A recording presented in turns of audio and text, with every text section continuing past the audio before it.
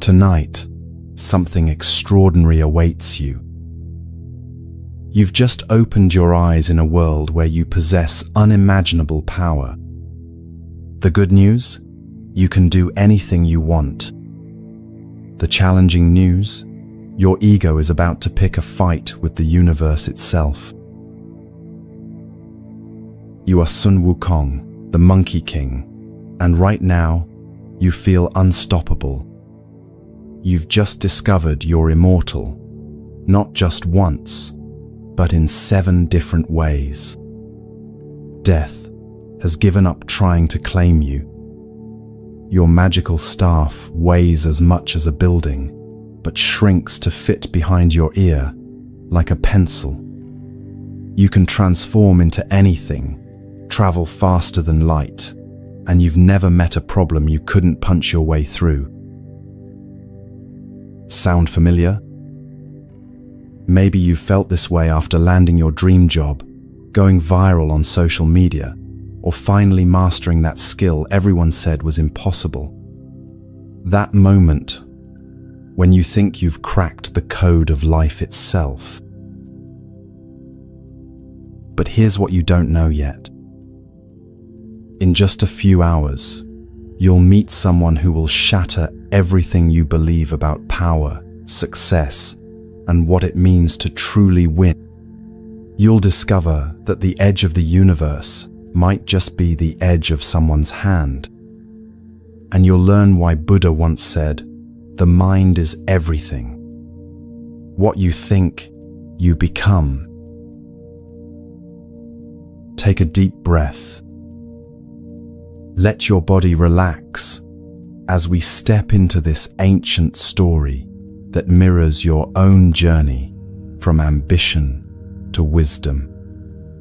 Every victory you'll taste, every defeat you'll endure, every moment of awakening you'll experience, it all lives inside you right now. Are you ready to discover what happens when unlimited ego meets unlimited compassion? The answer will change how you see every challenge, every setback, and every moment you thought you had life figured out.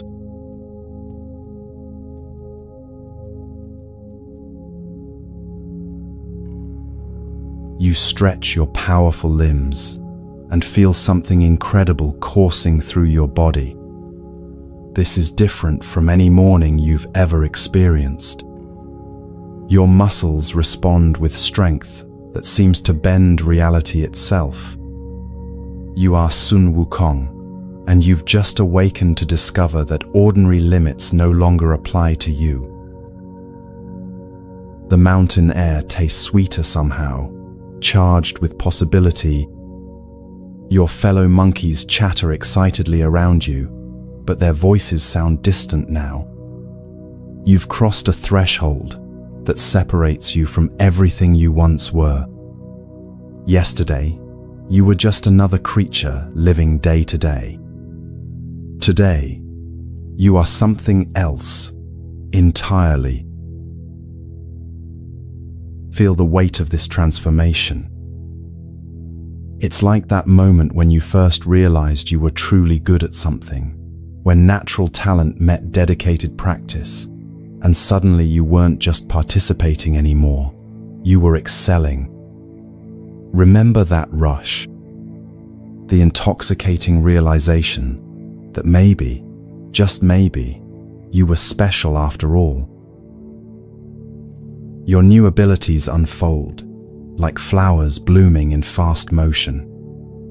You can change your form at will, become a bird and soar above the clouds, transform into a fish and explore the deepest ocean trenches, or shift into a giant and tower over mountains.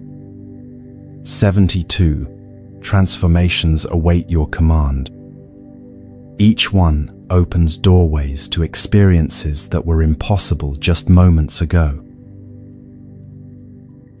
You begin to experiment with these forms methodically. First, you become an eagle, feeling your bones hollow and your vision sharpened to supernatural acuity. You can see individual leaves on trees hundreds of miles away. Every thermal current becomes visible, every wind pattern readable, like text. From this height, your mountain kingdom looks like a toy model, and you feel the first stirring of how vast the world truly is. Next, you shift into the form of a mighty dragon. Scales shimmer across your transformed skin as your body stretches to impossible length. Power flows through you like liquid lightning. You breathe, and clouds form from your breath. You move, and thunder follows in your wake. The very elements bend to your will in this form, rain and wind answering your unspoken commands. But transformation is only the beginning. You test your speed and discover you can leap 34,000 miles in a single bound. Continents blur beneath you like pages flipping in a book. You somersault through clouds and find yourself on the other side of the world before you can fully comprehend the journey. Physics has become your plaything. The sensation of this speed is indescribable. Time itself seems to slow as you move. You watch lightning crawl through the sky like lazy rivers of light. Falling raindrops hang suspended in the air like crystal beads. You exist in a realm of velocity where normal cause and effect become suggestions rather than laws. You practice your movement across oceans, leaping from wave peak to wave peak so quickly that your feet barely touch the water. Dolphins surface to watch your passage with what seems like recognition. Even they, swift as they are, appear motionless compared to your supernatural velocity. You begin to understand that speed isn't just about covering distance. It's about existing in a different relationship with time itself. There's something intoxicating about unlimited capability. You remember that first taste of real success in your own life, perhaps when you mastered a difficult skill, achieved a long-sought goal, or finally got recognition for your talents. That moment when the world suddenly seemed full of possibilities instead of obstacles. Now multiply that feeling by infinity. Your staff materializes in your hand, and its weight tells a story of power beyond measure. 17,500 pounds of pure potential. Yet it responds to your thoughts like a feather, shrinking to slip behind your ear, or expanding to support the heavens themselves. In your grip, it becomes whatever you need: a club, a pole for vaulting across valleys, a needle for precision work. Tools bend to will when will becomes absolute. You test this miraculous weapon against the surrounding landscape. A gentle tap splits a boulder the size of a house. A casual swing levels an entire grove of ancient trees. When you spin it overhead, the very air ignites with sparks of pure energy. The staff doesn't just obey your commands, it anticipates them, responding to desires you haven't even fully formed. You discover that the staff can extend infinitely in either direction. You point it skyward and watch it stretch beyond the clouds, beyond the atmosphere, reaching toward the stars themselves. Point it downward, and it pierces through layers of earth and stone as if they were water. The weapon exists in whatever dimension your will requires. Length, weight, substance, all become variables under your control. The other monkeys watch your demonstrations with expressions of awe and growing distance. They still recognize you as their king, but now there's something like reverence in their eyes, perhaps even fear. You can see them struggling to understand what you've become. The gap between your capabilities and theirs has grown so vast that communication itself becomes difficult. When you speak to them now, your voice carries undertones of power that make the very air vibrate. Small objects near you begin to levitate without conscious effort on your part. Your footsteps leave impressions in solid stone. Even your casual gestures generate winds that bend trees and scatter leaves. You're learning to modulate your presence just to avoid accidentally overwhelming those around you. This is your first taste of the isolation that comes with transcendence. When you surpass the common experience by such a magnitude, shared understanding becomes nearly impossible. They can marvel at your abilities, but they cannot truly comprehend what it feels like to possess them. You're still among them, physically, but experientially, you've entered a realm they cannot follow.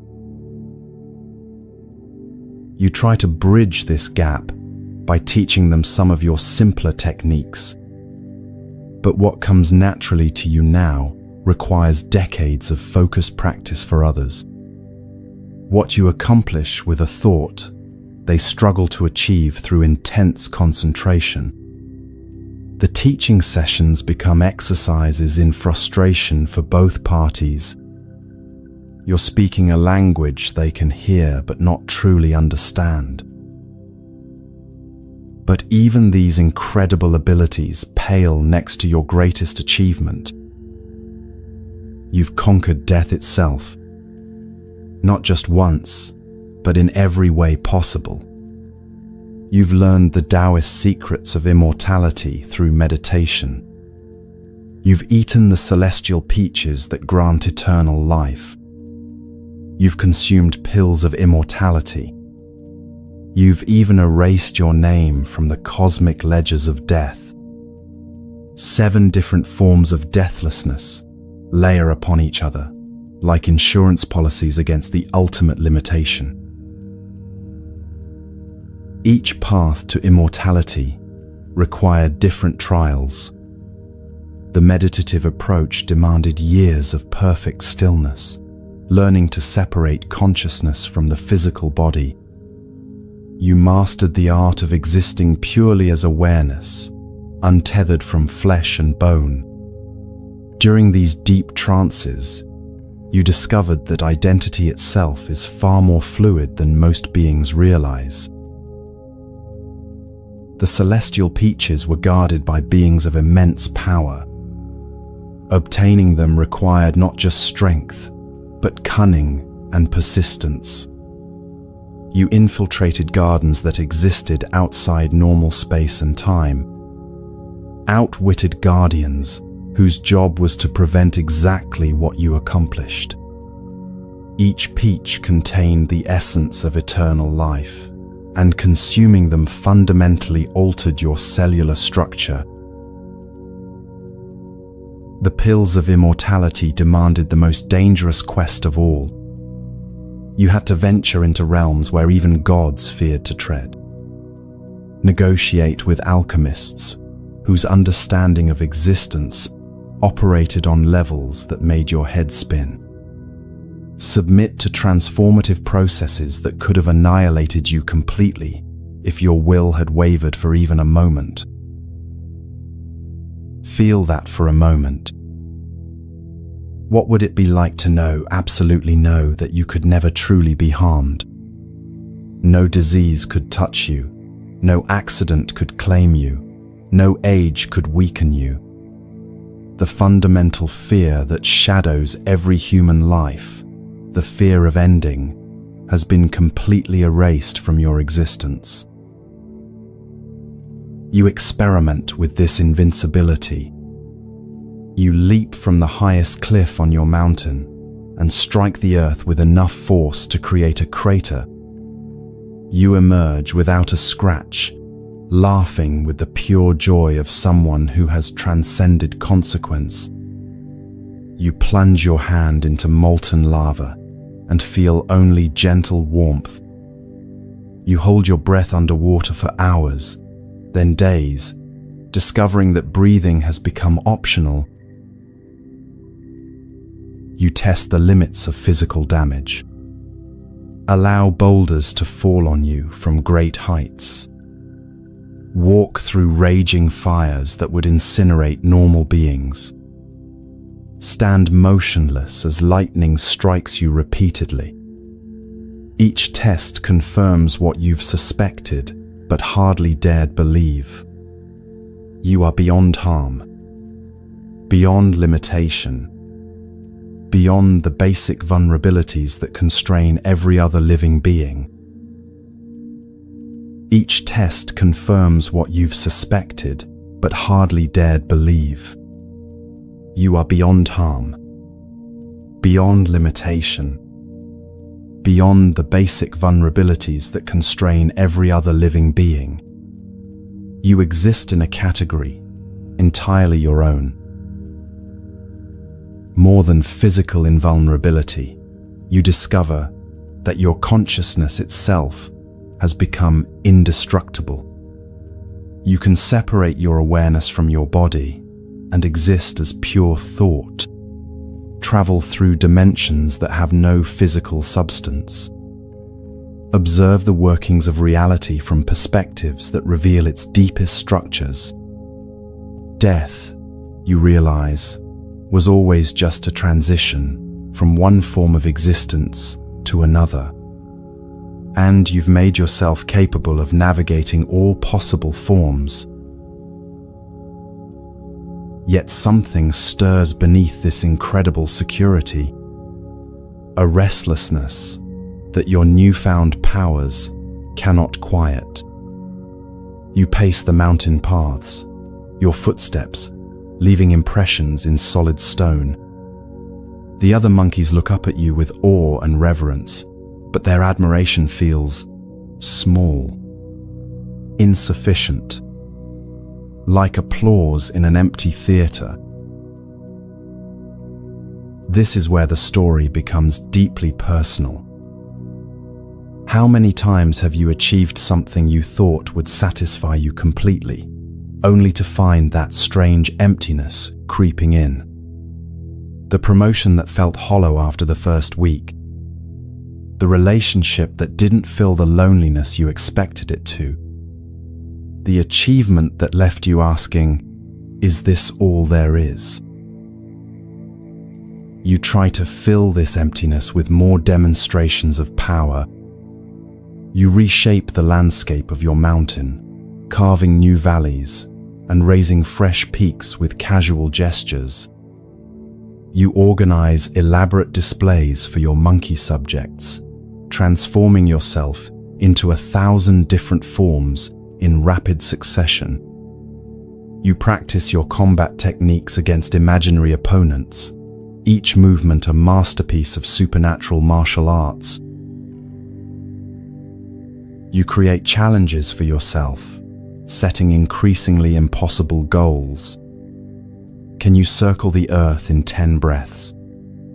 Yes, easily. Can you lift a mountain range with one hand? Trivial. Can you exist in 17 different places simultaneously? Child's play. Each accomplishment brings a moment of satisfaction, followed by the immediate need for something greater. But the satisfaction never lasts. Each accomplishment feels magnificent in the moment and somehow insufficient an hour later. It's as if your capacity for achievement has expanded faster than your capacity for fulfillment. The more you can do, the less impressed you become with doing it. you begin to notice something disturbing. Your fellow monkeys, despite their obvious limitations, seem more content than you feel. They take genuine pleasure in simple activities. Finding ripe fruit brings them joy. Grooming each other creates bonds of satisfaction. Playing games generates laughter that echoes through the valleys. Their happiness doesn't depend on transcending anything or proving anything to anyone. Meanwhile, you possess capabilities beyond their wildest imagination, yet contentment eludes you. The paradox gnaws at you. How can beings with so little be so fulfilled while you, with unlimited power, feel this persistent hunger for something more? Buddha understood this pattern perfectly. He taught that nothing can harm you as much as your own thoughts unguarded. Right now, unguarded thoughts are beginning to whisper in your mind. Thoughts that no amount of power seems able to silence. The whispers start small, subtle suggestions that perhaps your talents are being wasted in this remote mountain kingdom. Gentle questions about whether beings of your caliber shouldn't be engaging with challenges worthy of their abilities. Quiet observations that your monkey subjects, however loving, cannot truly appreciate the magnitude of what you've become. These thoughts multiply and strengthen.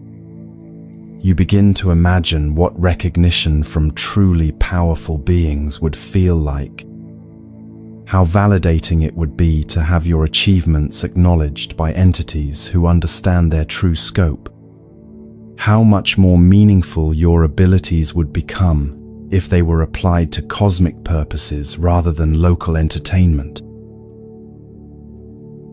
You find yourself gazing upward, beyond the mountain peaks, towards something you can't quite name.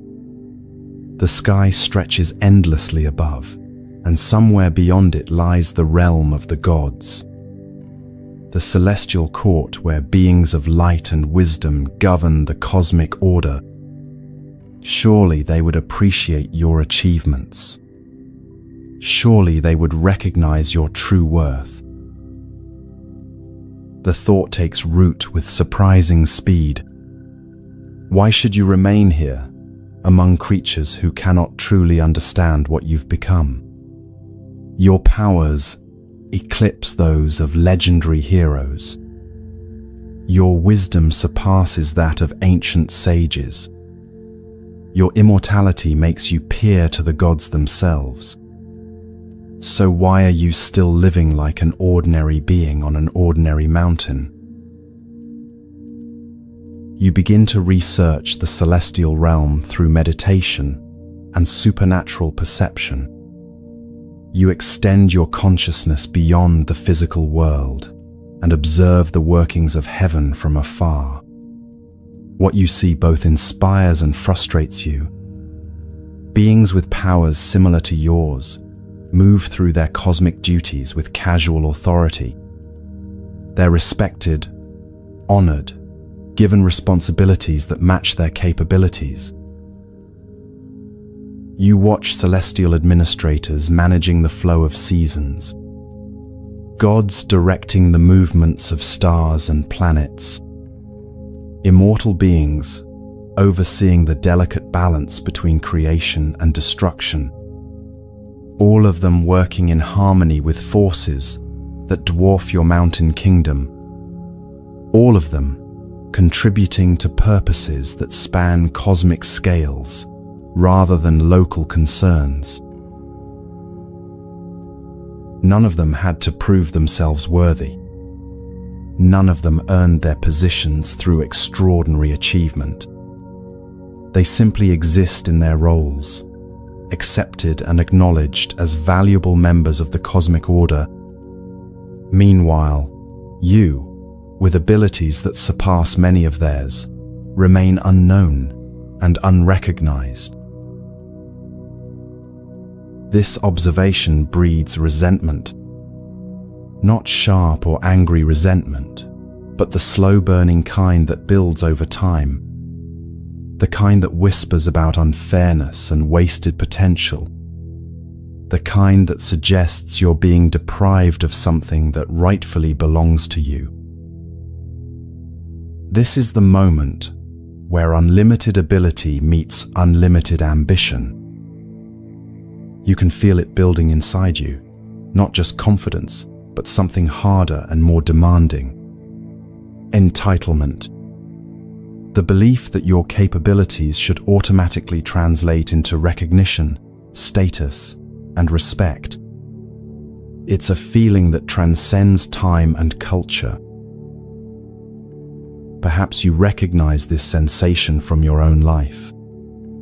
That frustration when your talents aren't immediately acknowledged, when your hard work goes unnoticed, when people who seem less capable than you receive opportunities that feel like they should be yours. The voice that whispers, "Don't they know who I am?" You test your powers again, just to feel their scope. You pluck a hair from your arm and blow on it gently. Instantly, it transforms into a perfect copy of yourself. Then another, and another. Soon, thousands of identical Monkey Kings stand before you, each one possessing your full strength and abilities. An army of yourself, answering to your will alone. You command them to perform increasingly complex tasks. Some reshape the mountain's geography, while others practice elaborate battle formations. A few transform into birds and scout distant territories, while others dive deep into the earth to explore underground caverns. Every duplicate performs flawlessly, each one a testament to your incredible abilities. The demonstration is flawless, but the satisfaction is brief. Even this miracle feels routine now. When you can do anything, does anything feel special anymore? It's a paradox that touches every form of human achievement. The better you become at something, the less wonder you feel in doing it. You dismiss your copies with a wave, and they dissolve back into simple hairs. But the restlessness remains. No, it grows. It gnaws at you like hunger that no meal can satisfy. You have everything, and somehow that feels like nothing. The wind carries scents from beyond your mountain realm. Sweet fragrances that speak of celestial gardens, where immortal peaches ripen under eternal sunlight.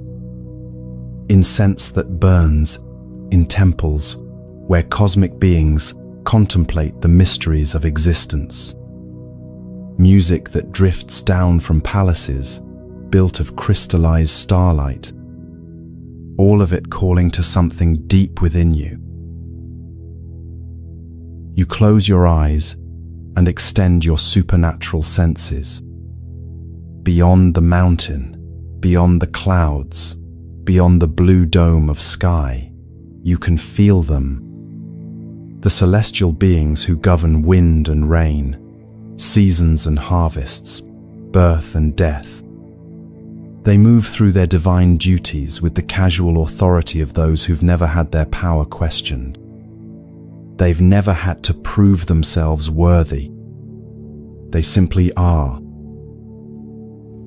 And why shouldn't you be among them? The question forms with crystalline clarity. Your abilities surpass those of many celestial beings.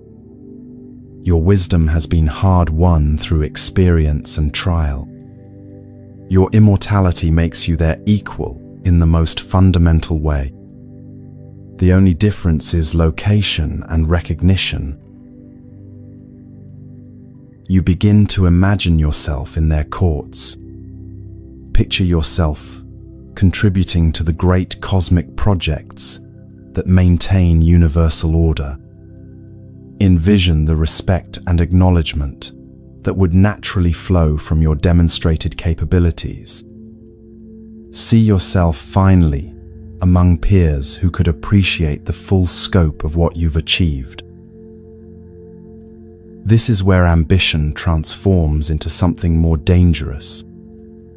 Not the simple desire to improve or grow, but the conviction that you deserve what others have, that your worth should be obvious to everyone.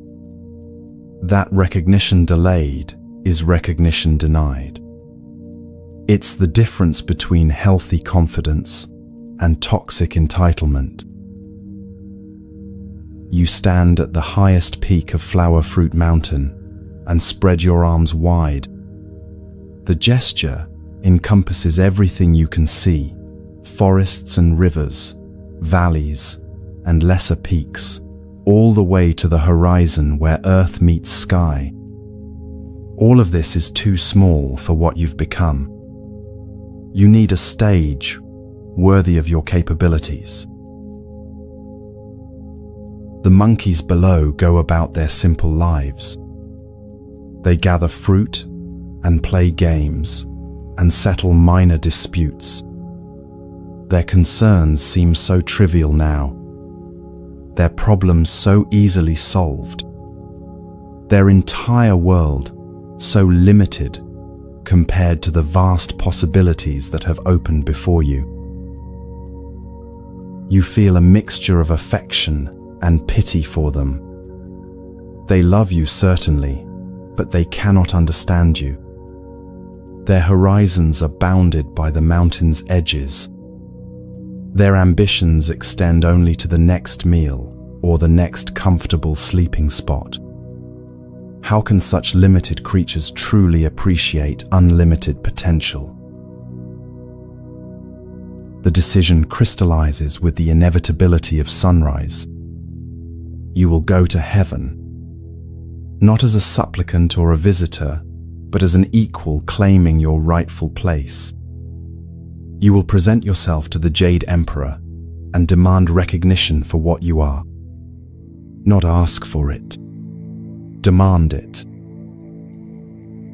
As you prepare for this cosmic journey, you feel something you haven't experienced in eons. Excitement, purpose, the thrill of a challenge worthy of your abilities. Finally, an opportunity to show the universe what Sun Wukong can truly accomplish. You spend days planning your approach.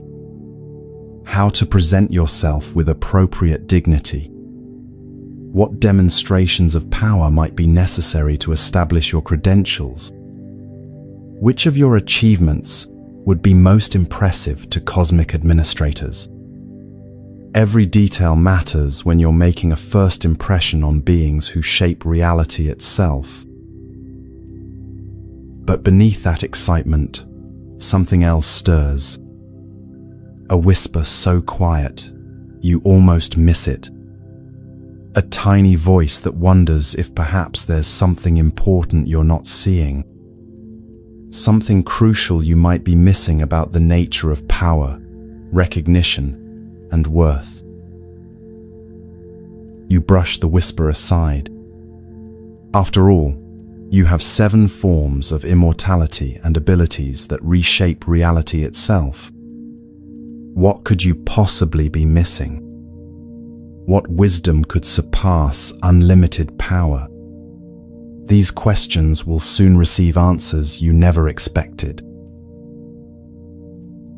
The mountain breeze carries your scent toward heaven. Somewhere beyond the clouds, cosmic forces are beginning to stir. Your journey toward the celestial realm will set events in motion that will test not just your abilities, but everything you believe about strength, success, and what it truly means to be great. You take one last look at your mountain home. The monkeys below go about their simple lives. unaware that their king is about to demand his place among the gods. They seem so peaceful in their limitations, so content with their small world and smaller ambitions. You almost envy them. But envy is quickly overwhelmed by anticipation. Heaven awaits. Recognition awaits. Your true destiny awaits. Nothing in the cosmos can stop you from claiming what is rightfully yours. Or so you believe.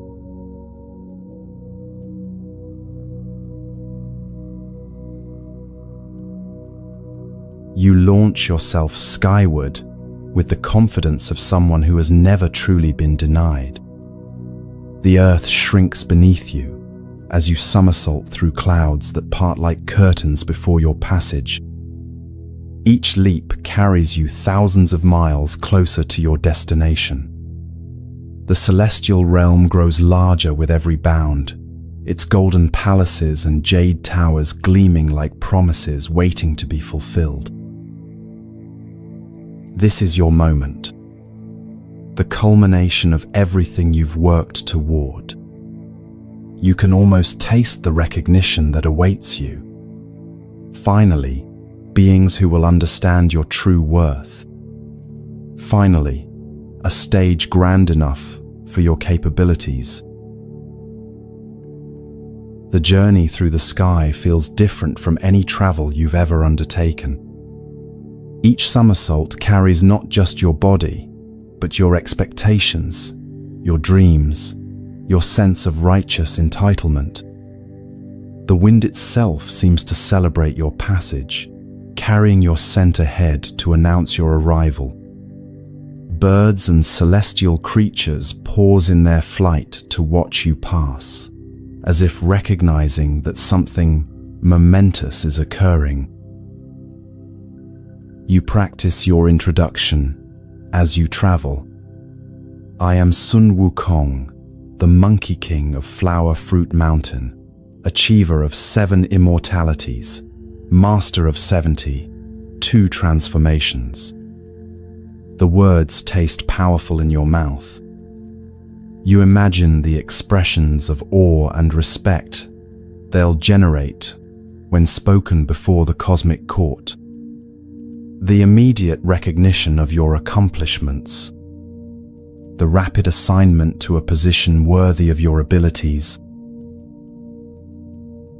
As you approach the gates of heaven, you feel that familiar rush of entering somewhere important.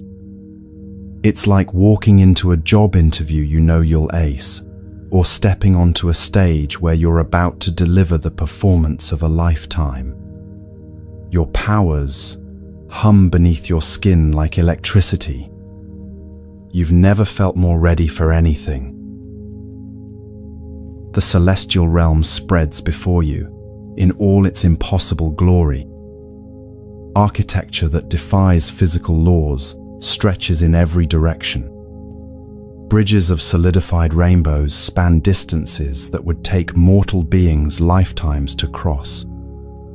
Gardens where flowers sing in perfect harmony fill the air with melodies that touch something deep in your soul. This is clearly a place for beings of exceptional capability, beings like yourself. The celestial gates rise before you, constructed from materials that don't exist on Earth. Crystallized light forms the pillars. Compressed starlight creates the archway. Guards in armor, made of pure energy, stand at attention. Everything here radiates the authority of beings who've never had their power questioned. You pause for a moment to appreciate the craftsmanship. These gates weren't built merely for function.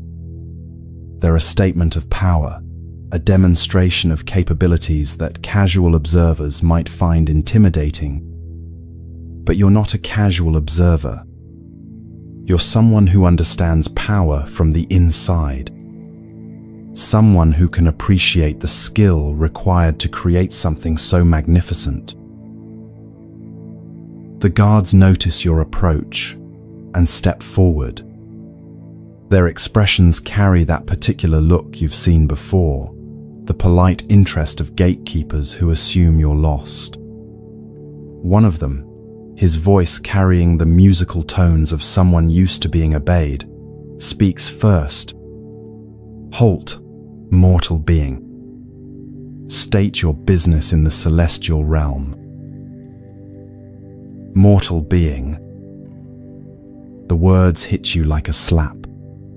You, who have conquered death in 7 different ways.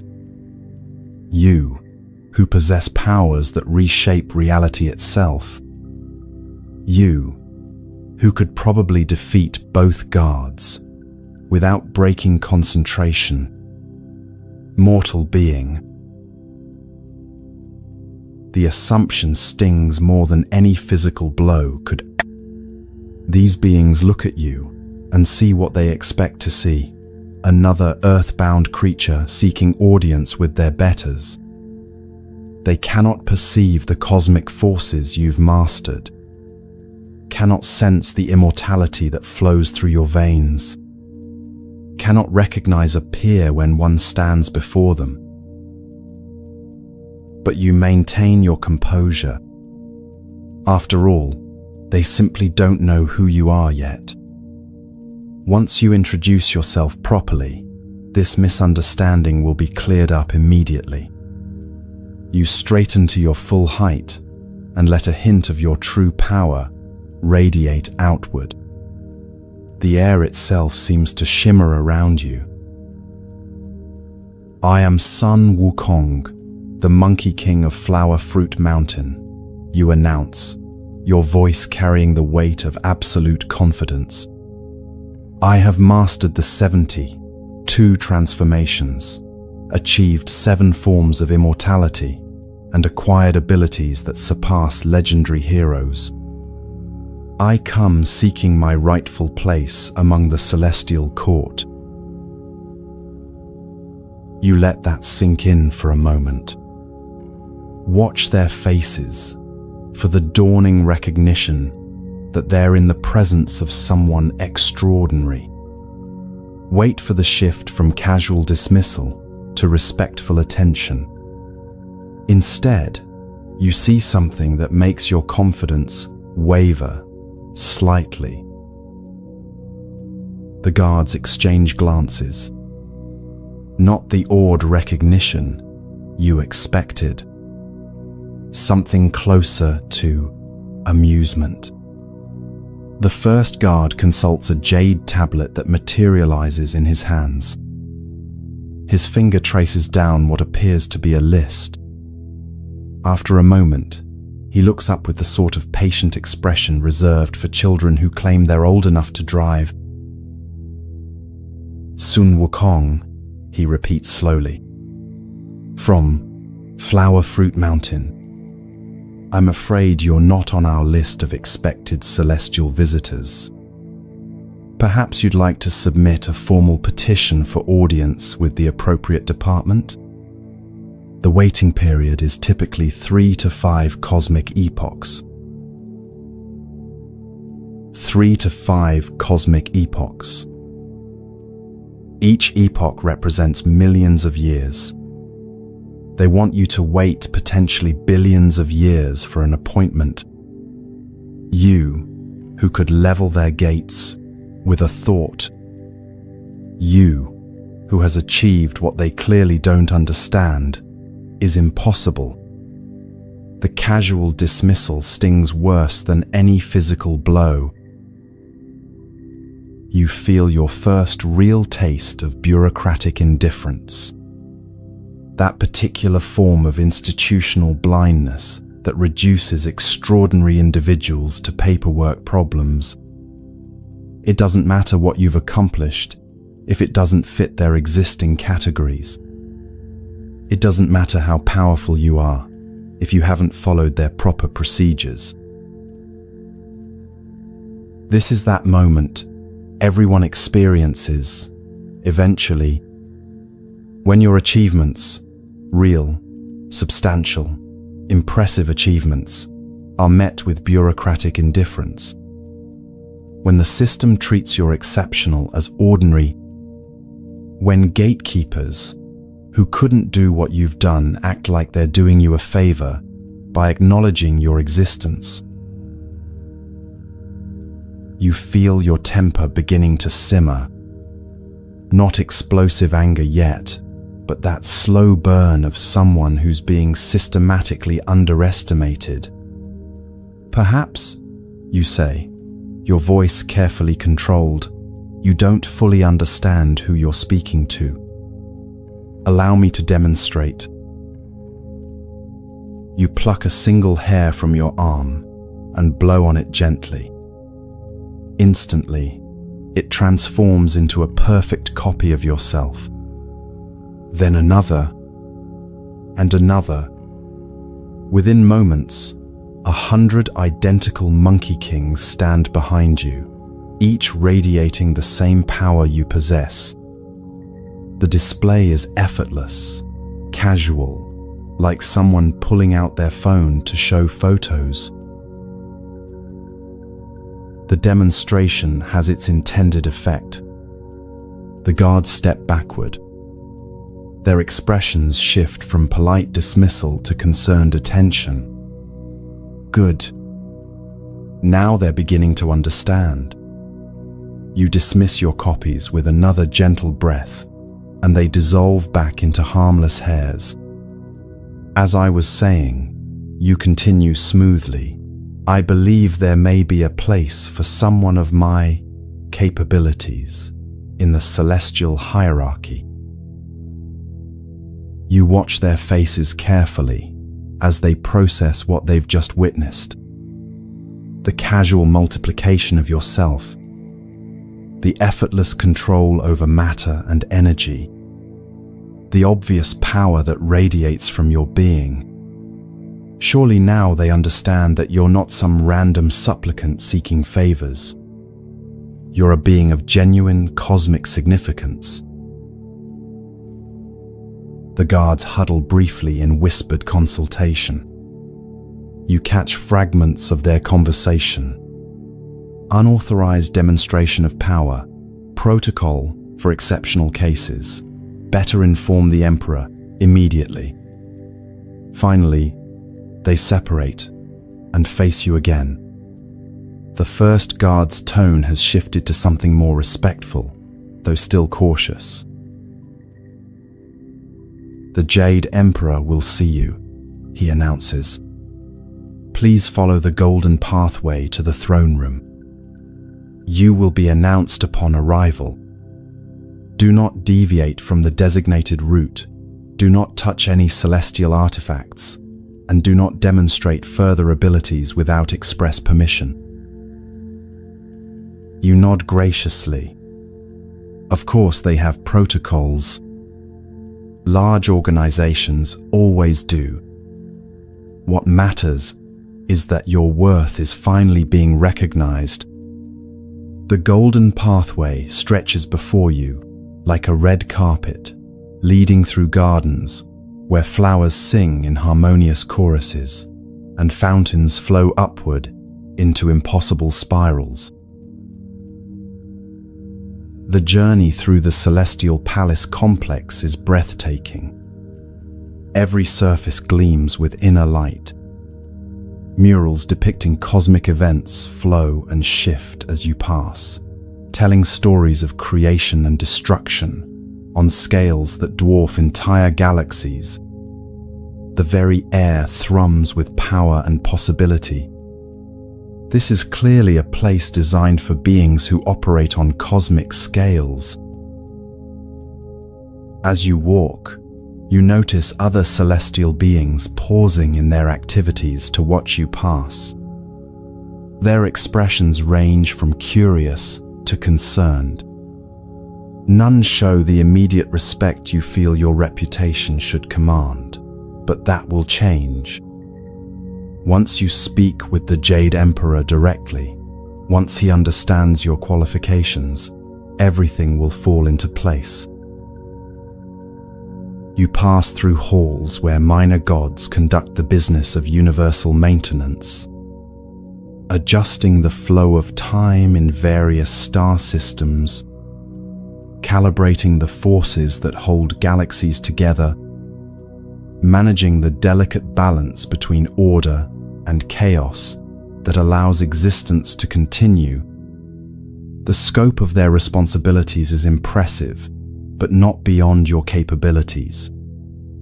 If anything, you're overqualified for most of what you observe. The throne room approaches like a cathedral made of pure light. Pillars of compressed starfire support a ceiling that somehow contains the entire cosmos. Galaxies wheel slowly overhead. Nebulae drift like celestial clouds. At the far end, on a throne carved from a single cosmic pearl, sits the Jade Emperor himself. He's smaller than you expected. Not physically diminished, but somehow quieter. Where you expected dramatic presence, you find calm authority. Where you anticipated obvious power, you discover subtle strength. The Emperor watches your approach with eyes that seem to hold the accumulated wisdom of eternity.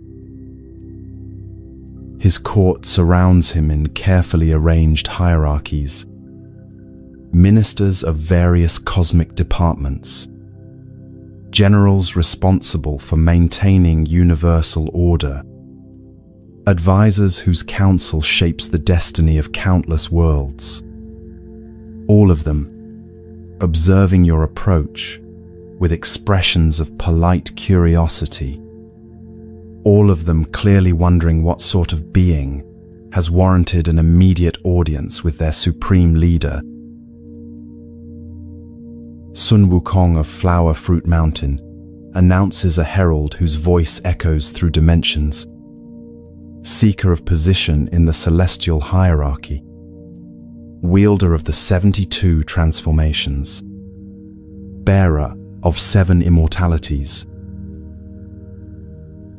You step forward and bow. Not too deeply, you are, after all, essentially their peer, but respectfully. When you straighten, you meet the Jade Emperor's gaze directly. His expression is unreadable, neither welcoming nor hostile, simply measuring. The moment stretches between you. You can feel the entire court's attention focused on this interaction.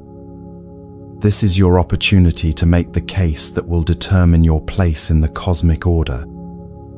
Everything you've worked for comes down to how you present yourself in the next few moments. Your Majesty, you begin, your voice carrying confident respect. I come before you having achieved what few beings in any realm have accomplished. I have transcended mortality, mastered transformation, and developed abilities that allow me to reshape reality itself. I believe these qualifications make me suitable for a position of appropriate responsibility within your celestial administration. You let the words hang in the air. Allow their weight to settle over the assembled court. Wait for the murmurs of impressed recognition. Instead, you hear something unexpected. Silence. Complete, thoughtful silence, as the Emperor considers your words. The Jade Emperor listens without interruption. When you finish, he leans forward slightly. Your achievements are noteworthy, he says carefully. Certainly unusual for one of earthly origin. The question becomes, where might such abilities be best utilized? This is it. The moment when your worth is officially acknowledged. You can already imagine the grand title, the magnificent responsibilities, the respect of beings who understand true power. You wait with barely contained excitement for the Emperor's decision. The Jade Emperor confers briefly with his advisors. Their whispered consultation seems to reach a consensus quickly. Finally, he looks back to you with what might be a slight smile. "We have decided to offer you the position of Bi-Ma Wen," he announces formally. Bi-Ma Wen. The title sounds appropriately celestial. Surely it represents some significant responsibility. Perhaps overseer of cosmic forces, or guardian of celestial wisdom. You bow again, accepting the honor with dignity. "I am grateful for this recognition, Your Majesty. What responsibilities does this position entail?" The slight smile on the Emperor's face becomes more pronounced. The Bi-Ma Wen is responsible for the care and feeding of the celestial horses, he explains. You will ensure they are properly groomed, adequately fed, and maintained in peak condition for the use of higher-ranking celestial officials. The words hit you like a physical blow. Celestial horses, care and feeding, grooming. They've just offered you a job as a stable hand. You, with powers that could reshape galaxies. You, who conquered death itself. You, who came here as an equal seeking appropriate recognition. Your mind reels as you process the magnitude of this insult. This is the cosmic equivalent of having an advanced degree and years of experience, walking into an interview for a senior position, and being offered an unpaid internship fetching coffee. The humiliation burns through you like acid. Bi-Ma Wen, you repeat slowly, testing the words. Horsekeeper. The court watches your reaction, with expressions ranging from sympathetic to amused. They know exactly what they've just offered you. This wasn't a mistake or misunderstanding. This was deliberate. You think of every moment of preparation that led to this instant, every achievement you've accomplished, every limitation you've transcended, every power you've mastered. All of it apparently worth nothing more than a position mucking out celestial stables. The position comes with a modest celestial stipend, the Emperor continues, as if he's doing you a tremendous favor. Basic quarters in the stable complex, and the honor of serving the needs of your celestial superiors. I trust you find these terms acceptable? Acceptable. The word echoes in your mind. They expect you to find this acceptable. They expect you to bow gracefully and trot off to shovel celestial manure while they congratulate themselves on their generosity. They expect you to be grateful. You look around the throne room at all the beings who've apparently never had to prove their worth, who inherited their positions through cosmic accident rather than earning them through unprecedented achievement, who now look down at you from their unearned heights and offer you table scraps as if they were feast portions. But you are Sun Wukong. You have never accepted less than you deserve. You have never backed down from a challenge. And you have never, ever settled for being underestimated. Your Majesty, you say, your voice dangerously quiet. I believe there may be some confusion. I am not here seeking employment as a servant. I am here claiming my rightful place as an equal among celestial beings. My achievements warrant considerably more respect than horse maintenance. The temperature in the throne room seems to drop several degrees. Courtiers shift uncomfortably. The Jade Emperor's expression hardens almost imperceptibly. The position of Bima Wen is what we have available, he states firmly. Take it, or return to your mountain. Those are your options. Those are your options. Submit to humiliation, or leave in defeat. Accept being treated as a cosmic stable boy, or abandon your rightful claim to celestial recognition. They're not just denying your worth. They're telling you to be grateful for the denial. This is where something fundamental shifts inside you. Not just anger, though anger is certainly there. Something deeper and more dangerous. The realization that sometimes, when the system refuses to acknowledge your worth, you have to make your own acknowledgement. You feel your power stirring beneath your skin like molten gold. Your staff, still disguised as a simple hair behind your ear, vibrates with barely contained energy. Every fiber of your being screams against accepting this cosmic insult.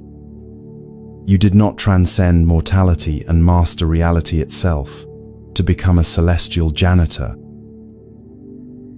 I see, you say slowly, your voice carrying undertones that make several courtiers step backward. So this is the respect that heaven shows to legitimate achievement. This is how the celestial realm treats those who seek to contribute their abilities to the cosmic order. The Jade Emperor's eyes narrow. He's beginning to sense that this conversation is headed somewhere he won't enjoy. Sun Wukong, he says warningly, I advise you to consider your next words very carefully. You stand in the presence of cosmic authority. Show appropriate respect. Appropriate respect. From someone who just offered you a job cleaning up after horses. The irony would be funny if it weren't so infuriating. You look around the throne room at all the celestial beings who've apparently never had to prove their worth, who inherited their positions through cosmic birth lottery rather than earning them through achievement. You want to see appropriate respect? You ask, your voice rising. Let me show you what someone with my abilities considers appropriate. You reach behind your ear and pull forth your staff. In an instant, it expands to its full size, 17,500 pounds of pure, destructive potential. The floor cracks under its weight. Courtiers scramble backward. Guards rush forward with weapons that suddenly seem pathetically inadequate. I am Sun Wukong, you declare, your voice now carrying the full weight of your power.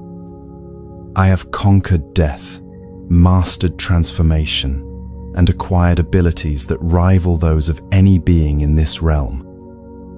I declare myself the great sage, equal to heaven, and if heaven will not recognize my worth voluntarily, then I will make heaven recognize it.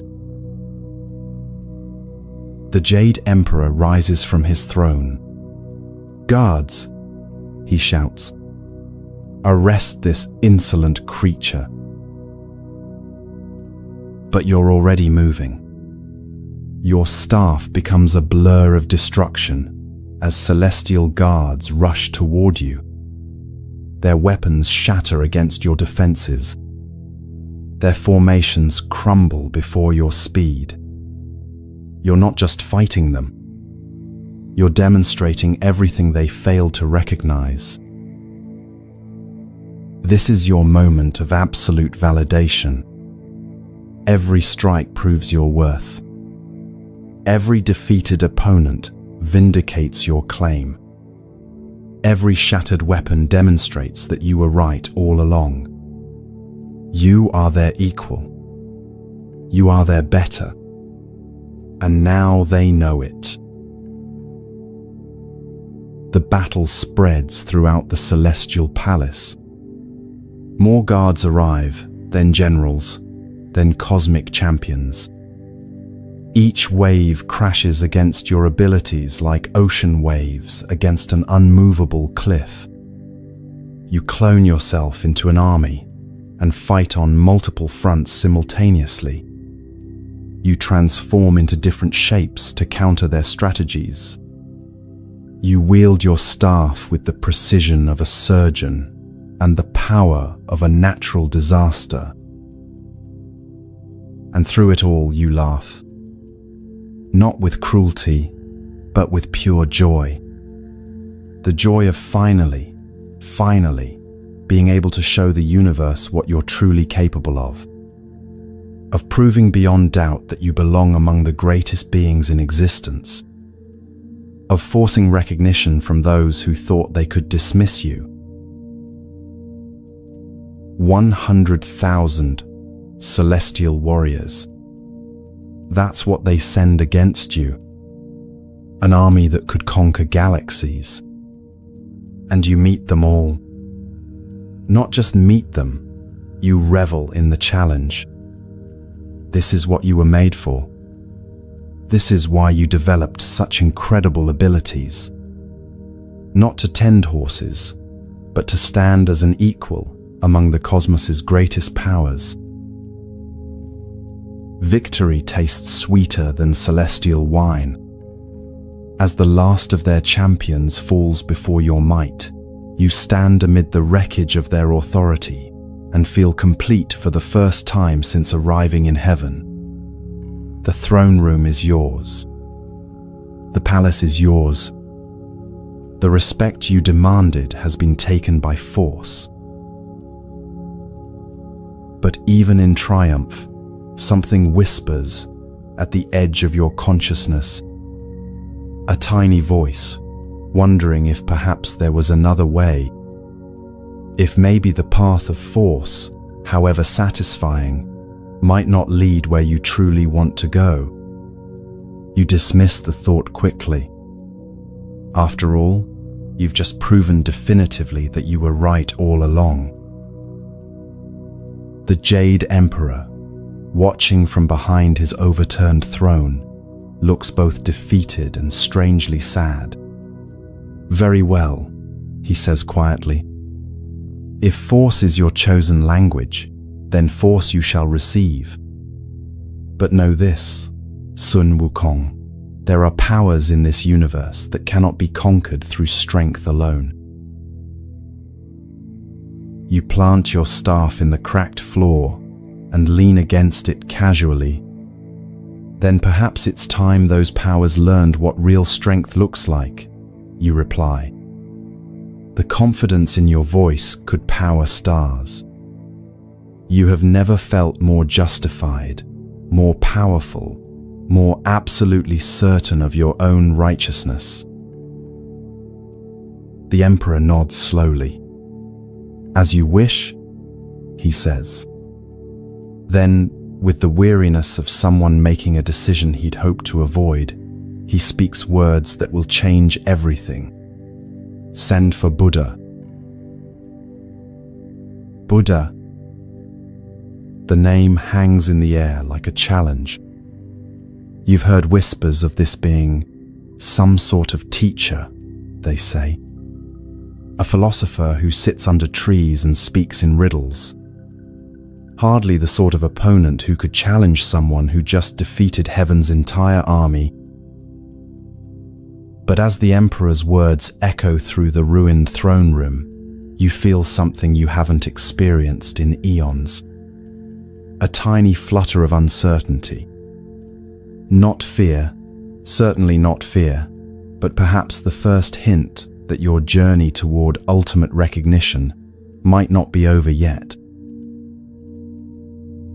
Somewhere beyond the celestial realm, a presence stirs, ancient beyond measure, gentle beyond understanding, and possessed of a power so profound that it makes your cosmic rampage look like a child's tantrum. But you don't know that yet. Right now, you stand victorious among the ruins of heaven's authority. You have proven your worth through strength.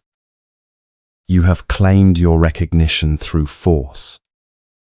You are exactly where you always knew you deserved to be. And you have no idea that everything is about to change.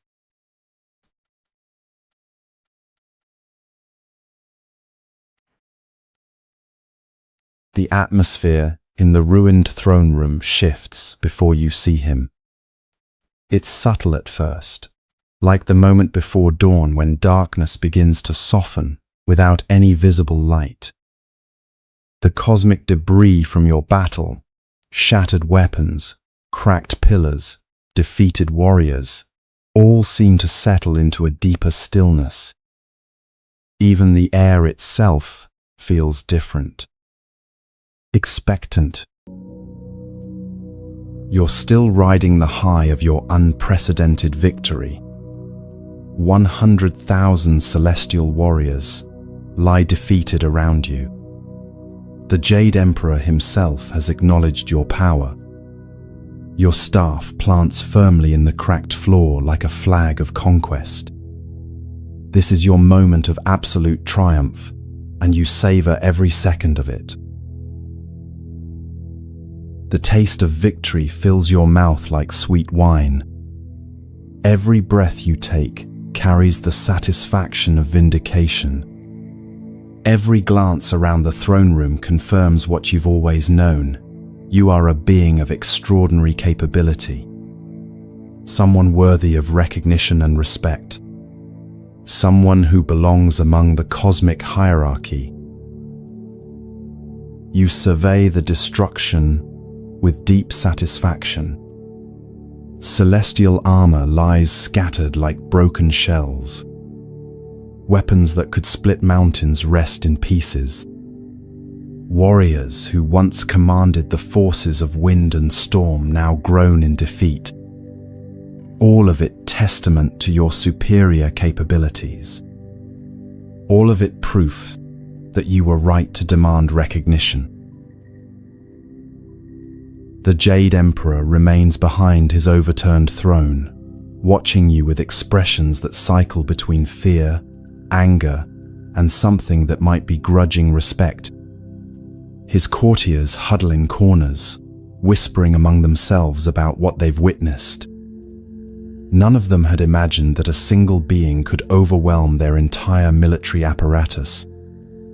None of them had prepared for the possibility that heaven itself could be conquered. Then he appears, not with fanfare or cosmic announcements, not emerging from portals of light or descending on clouds of glory.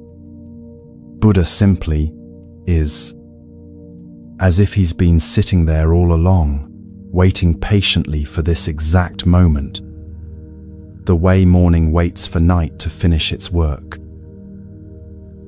The change in atmosphere is immediate and profound. Where moments before the air hummed with the energy of conflict and conquest, now it holds something entirely different. A quality of presence so complete that it makes your own considerable power feel like a candle flame next to the sun. Not dimmed, but placed in sudden context. It's not that Buddha radiates power in the way you're accustomed to recognizing. There are no crackling energies, no visible auras, no demonstrations of supernatural capability. Instead, he carries something more subtle and somehow more profound. A sense of completeness that makes everything else in the room feel slightly incomplete by comparison. Your first impression catches you off guard.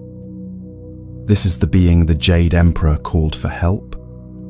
This quiet figure in simple robes who radiates nothing more threatening than gentle attention. You were expecting another cosmic warrior, perhaps a hidden champion, with abilities that might actually challenge you.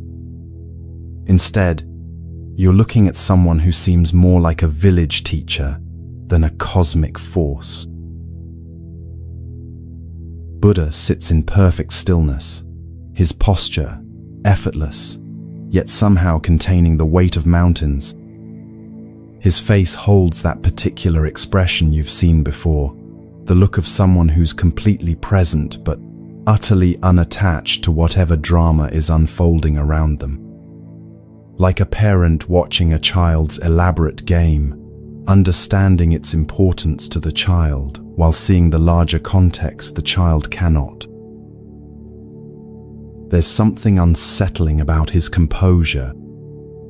You've just torn through heaven's defenses like paper, demonstrated capabilities that forced the cosmic order itself to acknowledge your power, proven beyond doubt that you are a force to be reckoned with.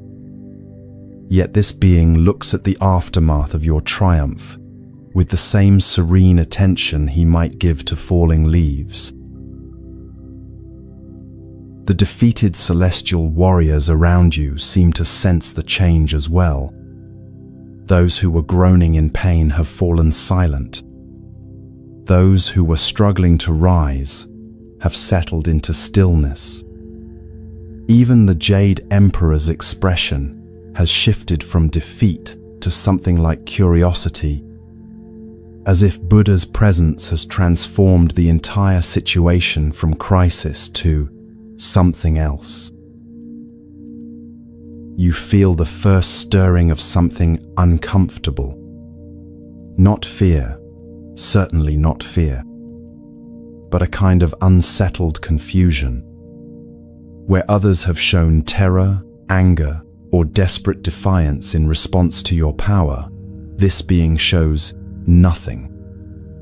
Not indifference, but a quality of attention so complete, it feels like looking into still water. You realize that everyone in the throne room is now looking between you and Buddha, waiting to see what will happen when irresistible force meets. What exactly? You can't categorize what you're sensing from this quiet teacher. He doesn't feel like an obstacle to overcome or an opponent to defeat. He feels like something else entirely. You decide to take the initiative. After all, you're the one who just won this confrontation. You're the one whose capabilities have been definitively proven. You're the one who has rightfully claimed recognition through demonstration of superior ability. So, you say, your voice carrying the authority of recent victory, you're the Buddha everyone whispers about. The great teacher who the emperor thinks can succeed where his entire army failed. You gesture broadly at the destruction around you.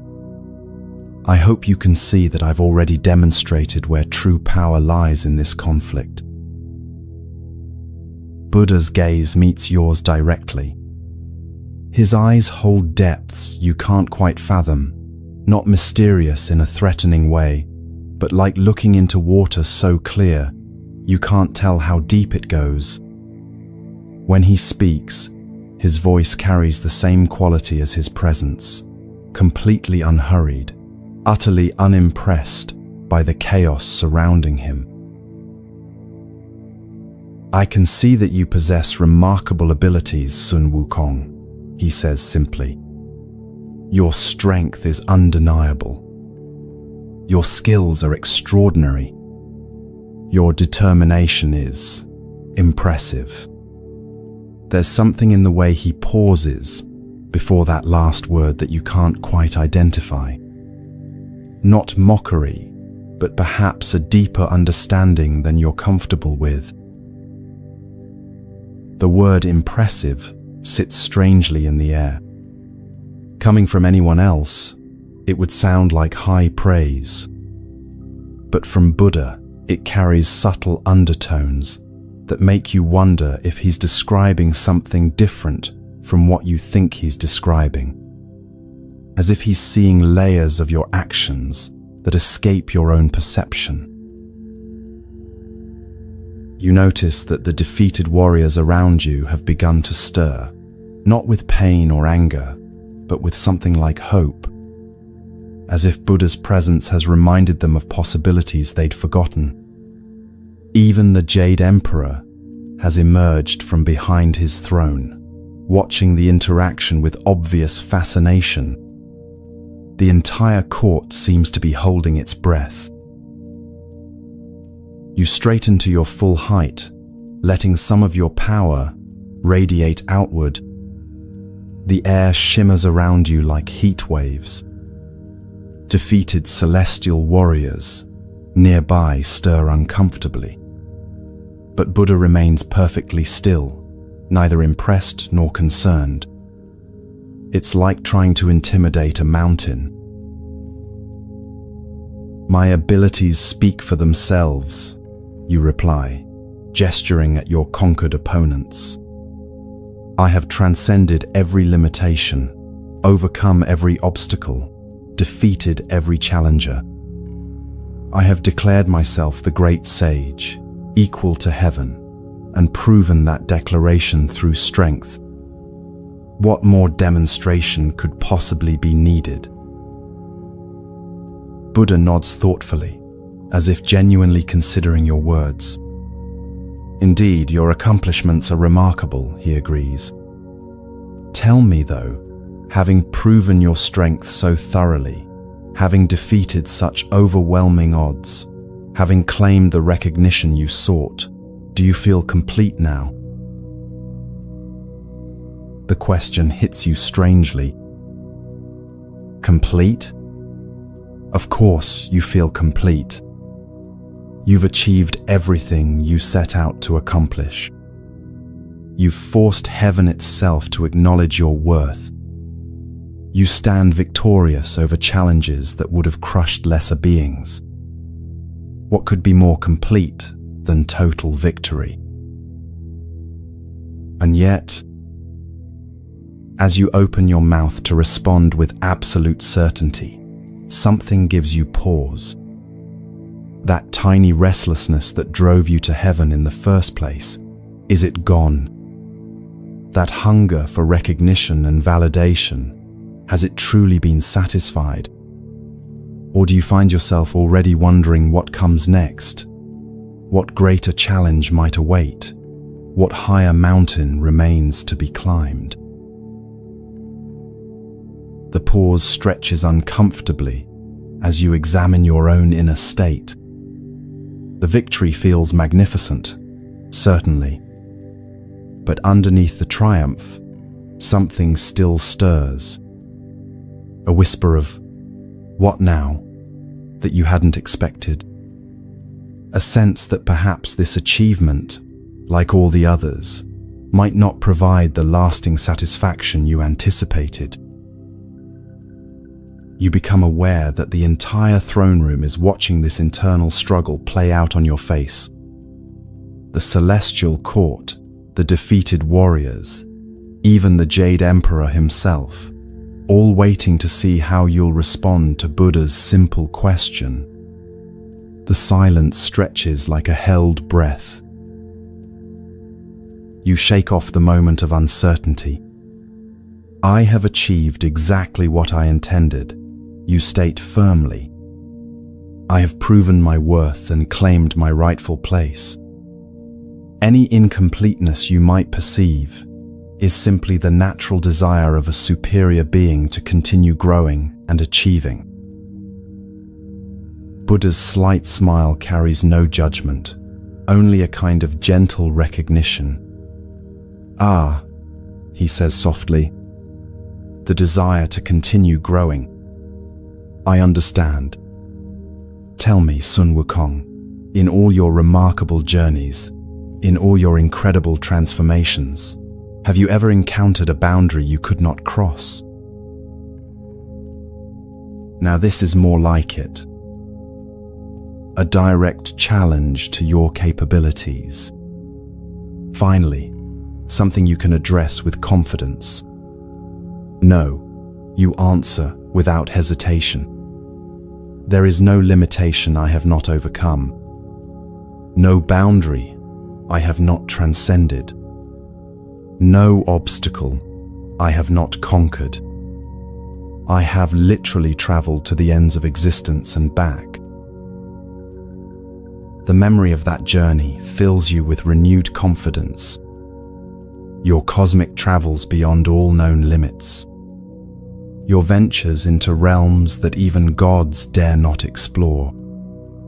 Your repeated demonstrations that conventional boundaries simply don't apply to beings of your caliber. You elaborate on your greatest journey, how you traveled faster than light itself, moving through dimensions where normal physics held no sway. How you passed beyond the edges of known galaxies, beyond the reach of cosmic forces, beyond the influence of time and space themselves. How you discovered realms where existence itself took forms that defied comprehension. Fascinating, Buddha muses, and you catch that same gentle amusement in his tone. The ends of existence. That must have been quite a journey. I'm curious, when you reached those ultimate boundaries, what did you find there? You feel your confidence surge. This is familiar territory, describing your achievements, demonstrating your capabilities. I found the pillars that hold up the cosmos, you explain proudly. 5 enormous columns stretching from the ground to infinity, marking the absolute edge of everything that exists. I marked my presence there, claimed the achievement, proved that even the ultimate boundaries could not contain me. You describe the journey in vivid detail. The sensation of traveling at speeds that bent space and time. The awe of witnessing cosmic structures so vast they defied comprehension. The satisfaction of reaching destinations that existed beyond the imagination of ordinary beings. The triumph of proving that no limit could constrain your exploration. The pillars themselves, you explain, were unlike anything in normal existence.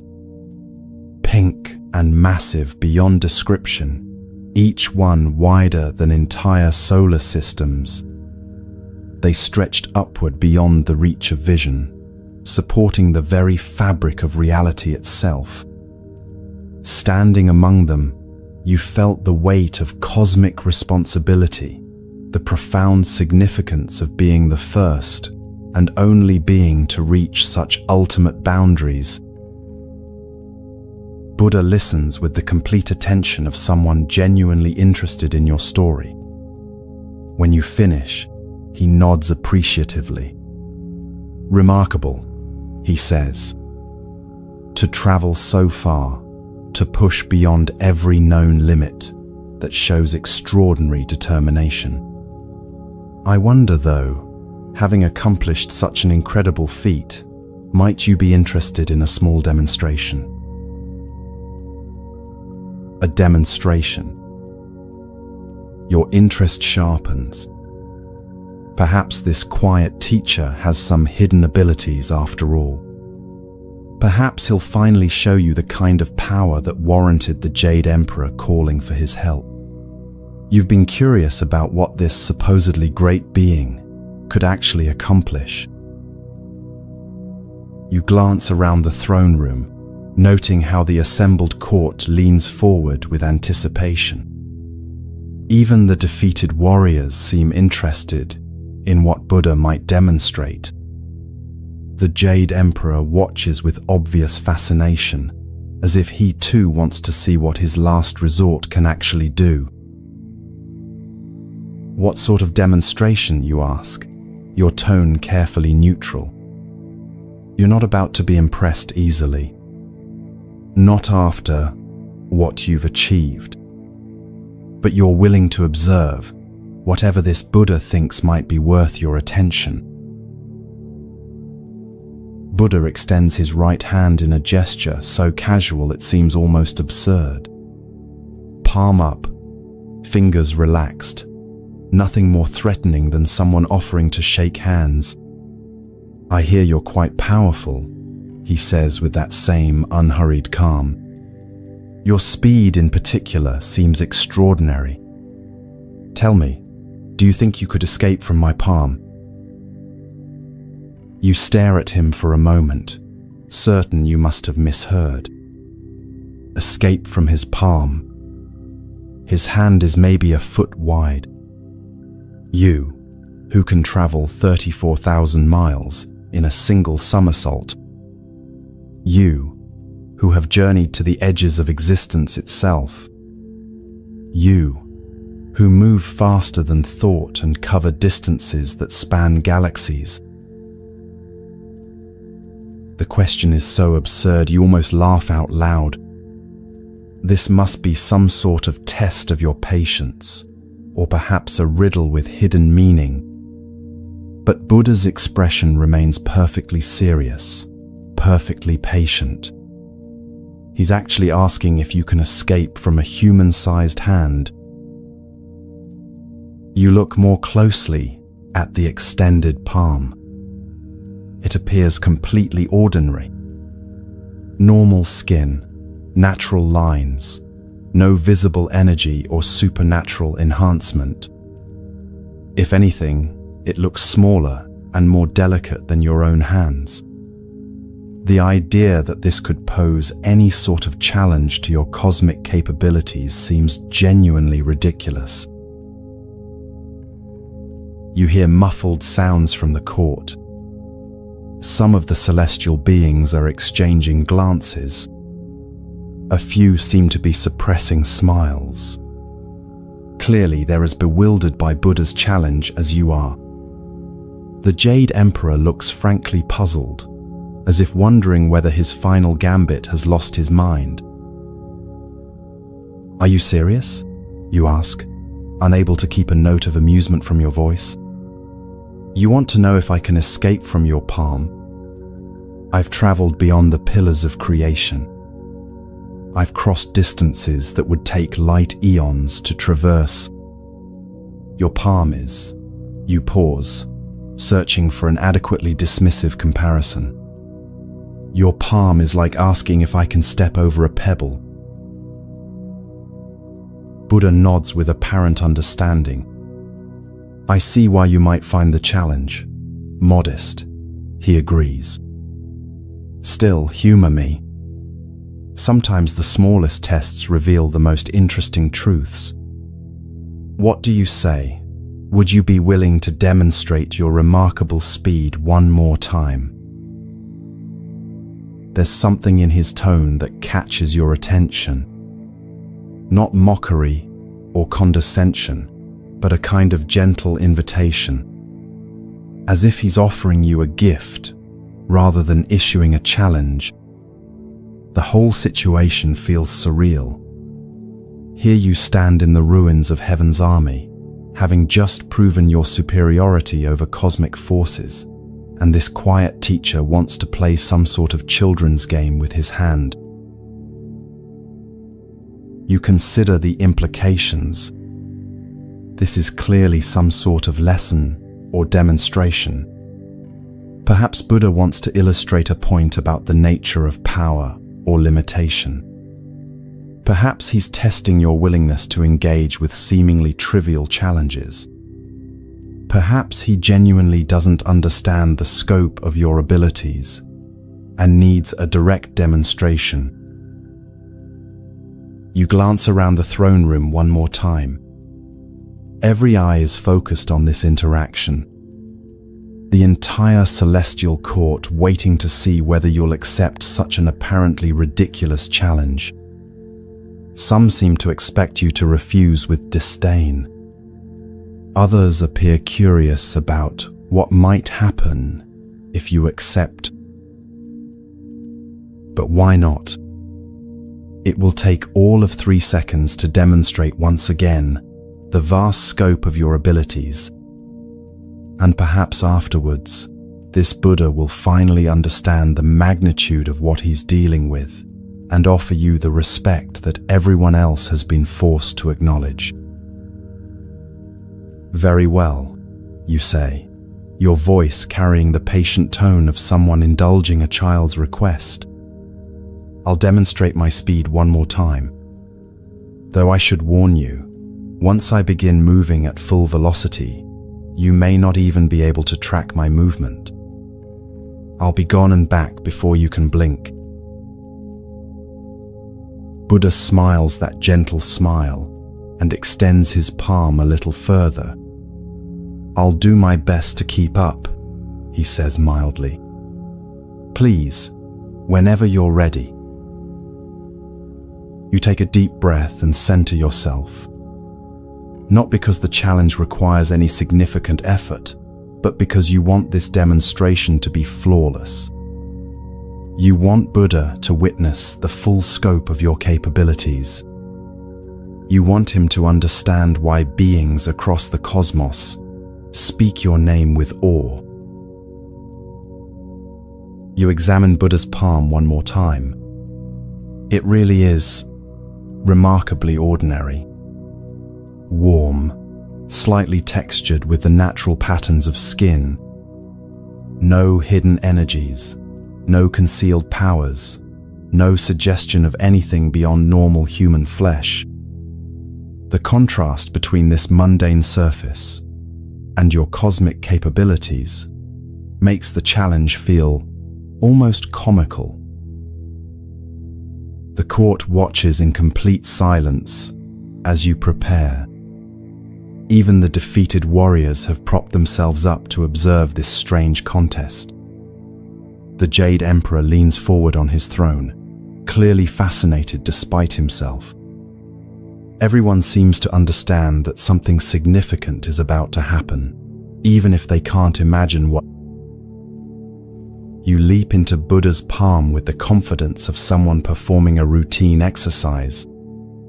The surface beneath your feet feels perfectly ordinary, warm, slightly textured, completely unremarkable. You take one brief moment to appreciate the vast difference in scale between your cosmic abilities and this tiny arena. Then you launch yourself skyward with every ounce of power you possess. The sensation is pure exhilaration. You rocket upward and outward at speeds that turn the universe into a blur of color and light. Galaxies streak past you like raindrops on a window. Stars become threads of light stretching into infinity. You're moving so fast that time itself seems to bend around your passage. This is what you were made for. This moment of absolute freedom, of unlimited capability unleashed without restraint. Every somersault carries you millions of light years further from Buddha's palm. Every second of flight proves once again that no boundary can contain you. You are speed incarnate, power unleashed, possibility without limits. The cosmos spreads before you, in all its infinite glory. Spiral galaxies rotating in stately cosmic dances. Nebulae painting space with colors that have no names. Black holes warping reality around their event horizons. all of it streaming past as you push toward the ultimate boundaries of existence itself. You fly for what feels like hours, past nebulae that paint the cosmos in impossible colors, through stellar nurseries where new stars struggle toward birth, beyond the gravitational fields of massive black holes that warp space and time around their hungry mouths. Each landmark confirms that you're moving far beyond anything that could be called a palm. The journey becomes meditative in its vastness. You settle into the rhythm of cosmic travel, each somersault carrying you deeper into the unexplored reaches of existence. This is where you belong, not bound by the petty limitations of form or proximity, but free to explore the infinite reaches of reality itself. You pass through regions of space where physics operates according to different rules. Dimensions where time flows backward. Realms where matter and energy exist in states that defy comprehension. Zones where the very concepts of distance and direction become meaningless. Yet still you travel, your supernatural abilities allowing you to navigate impossibilities with ease.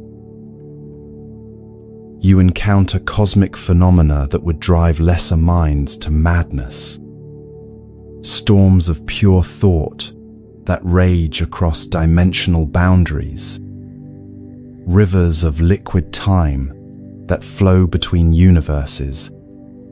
Forests of crystallized music that sing the songs of creation itself. All of it testament to the vast scope of existence and your unique ability to experience it firsthand. And then, in the distance, you see them. 5 massive shapes rising from the cosmic horizon like pillars supporting the universe itself.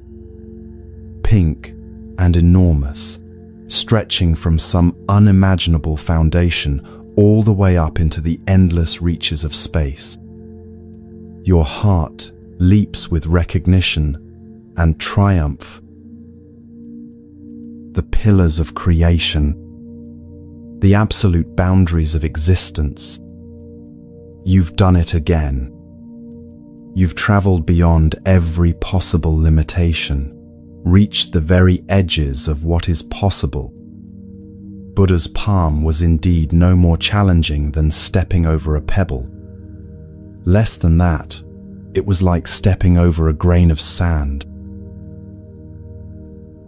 You approach the first pillar with the satisfaction of someone who has just proven a point beyond any possible doubt. The cosmic column rises before you, its surface stretching beyond sight in both directions. This is the edge of everything. This is the boundary beyond which nothing exists. And you've reached it as easily as if you were taking a casual stroll. But reaching the edge isn't quite enough. Not this time. You want Buddha to understand, not just that you escaped his palm, but how thoroughly, how completely, how magnificently you surpassed his small challenge. You need proof that will make your achievement undeniable.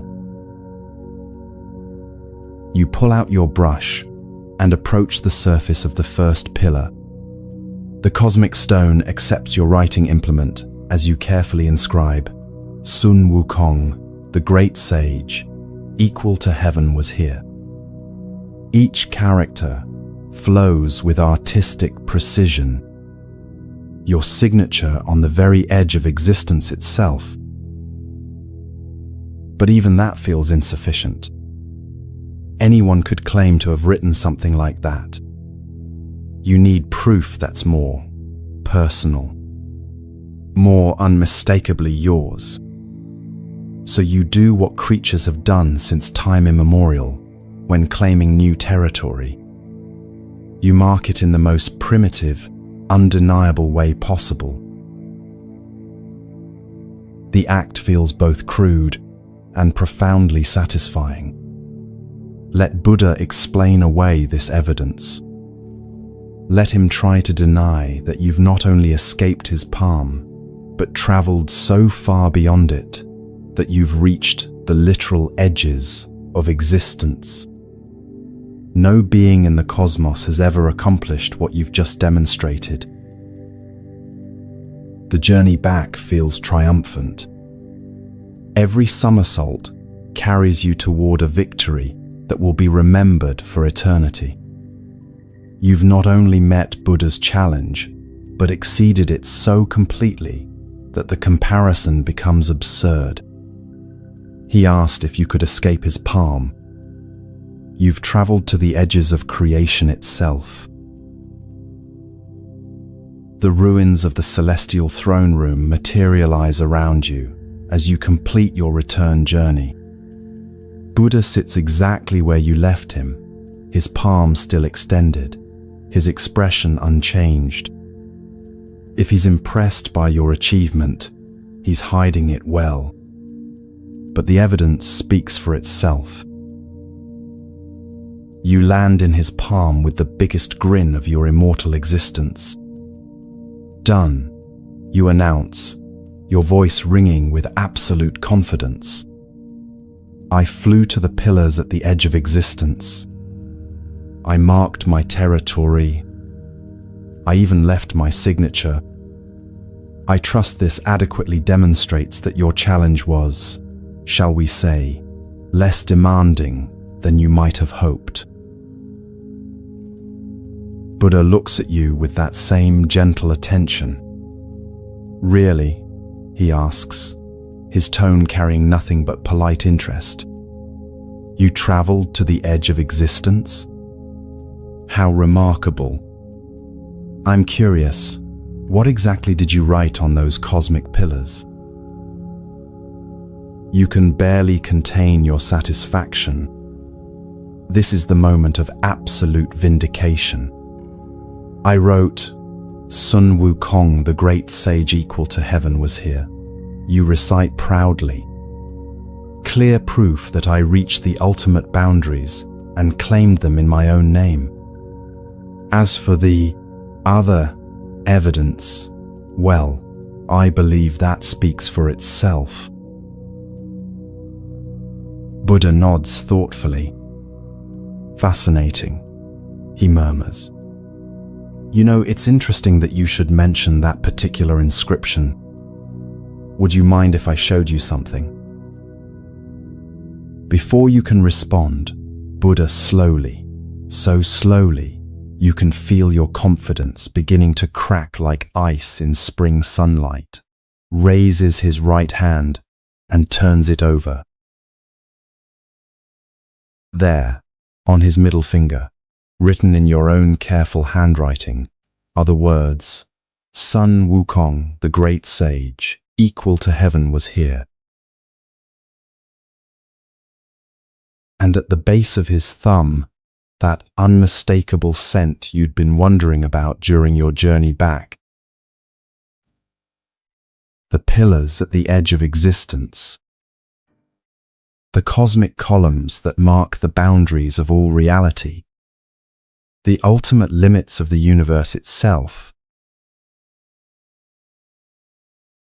They were Buddha's fingers.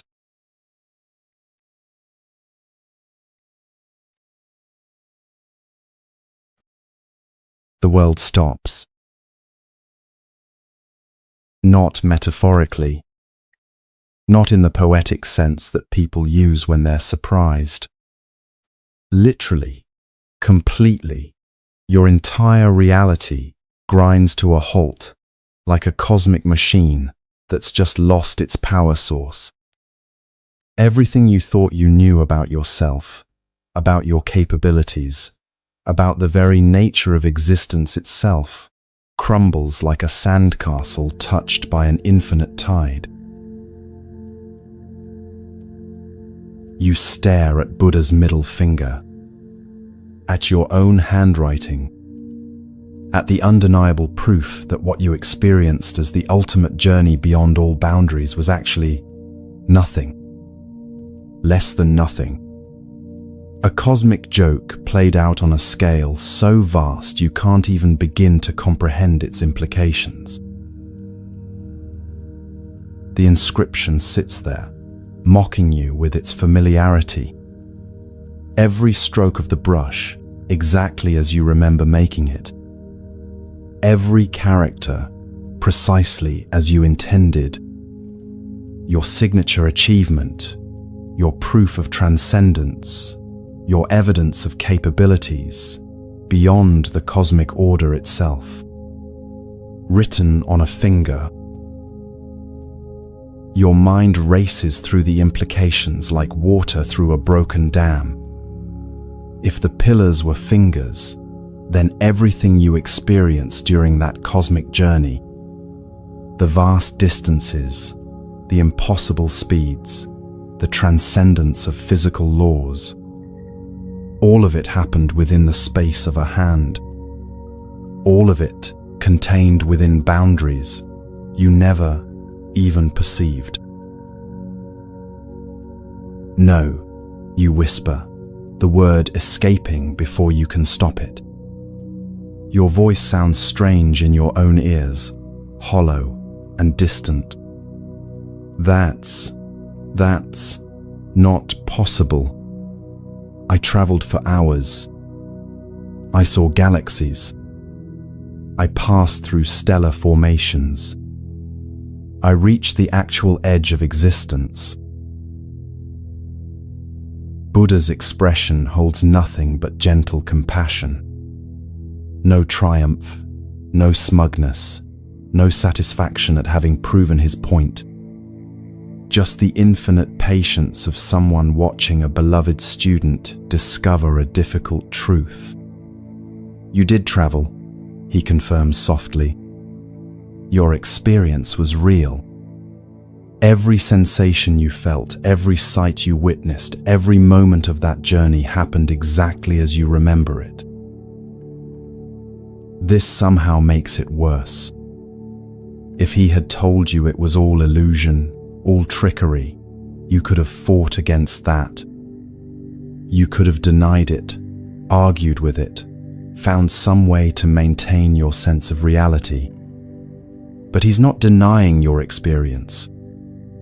He's confirming it, while simultaneously revealing its true context. You feel like someone who has just discovered that their entire life has been a stage play. That the vast world they thought they inhabited was actually a theater set. That the epic adventures they experienced were performed within the confines of a small room. The experience was real, but the scale was completely different from what you believed. But the pillars, you say, your voice growing smaller. The edge of the universe?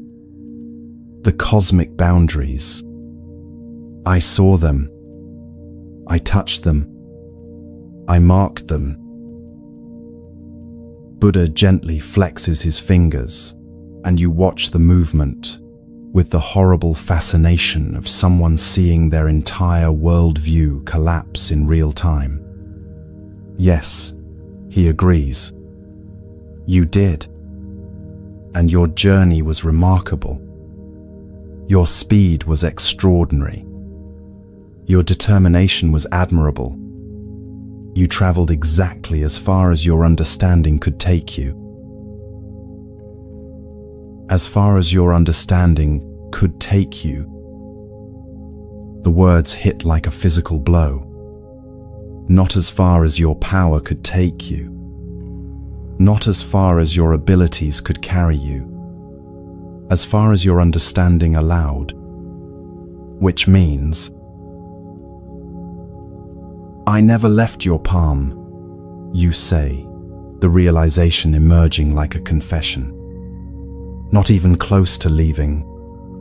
All that distance, all that speed, all that cosmic travel, I was never outside the space of your hand.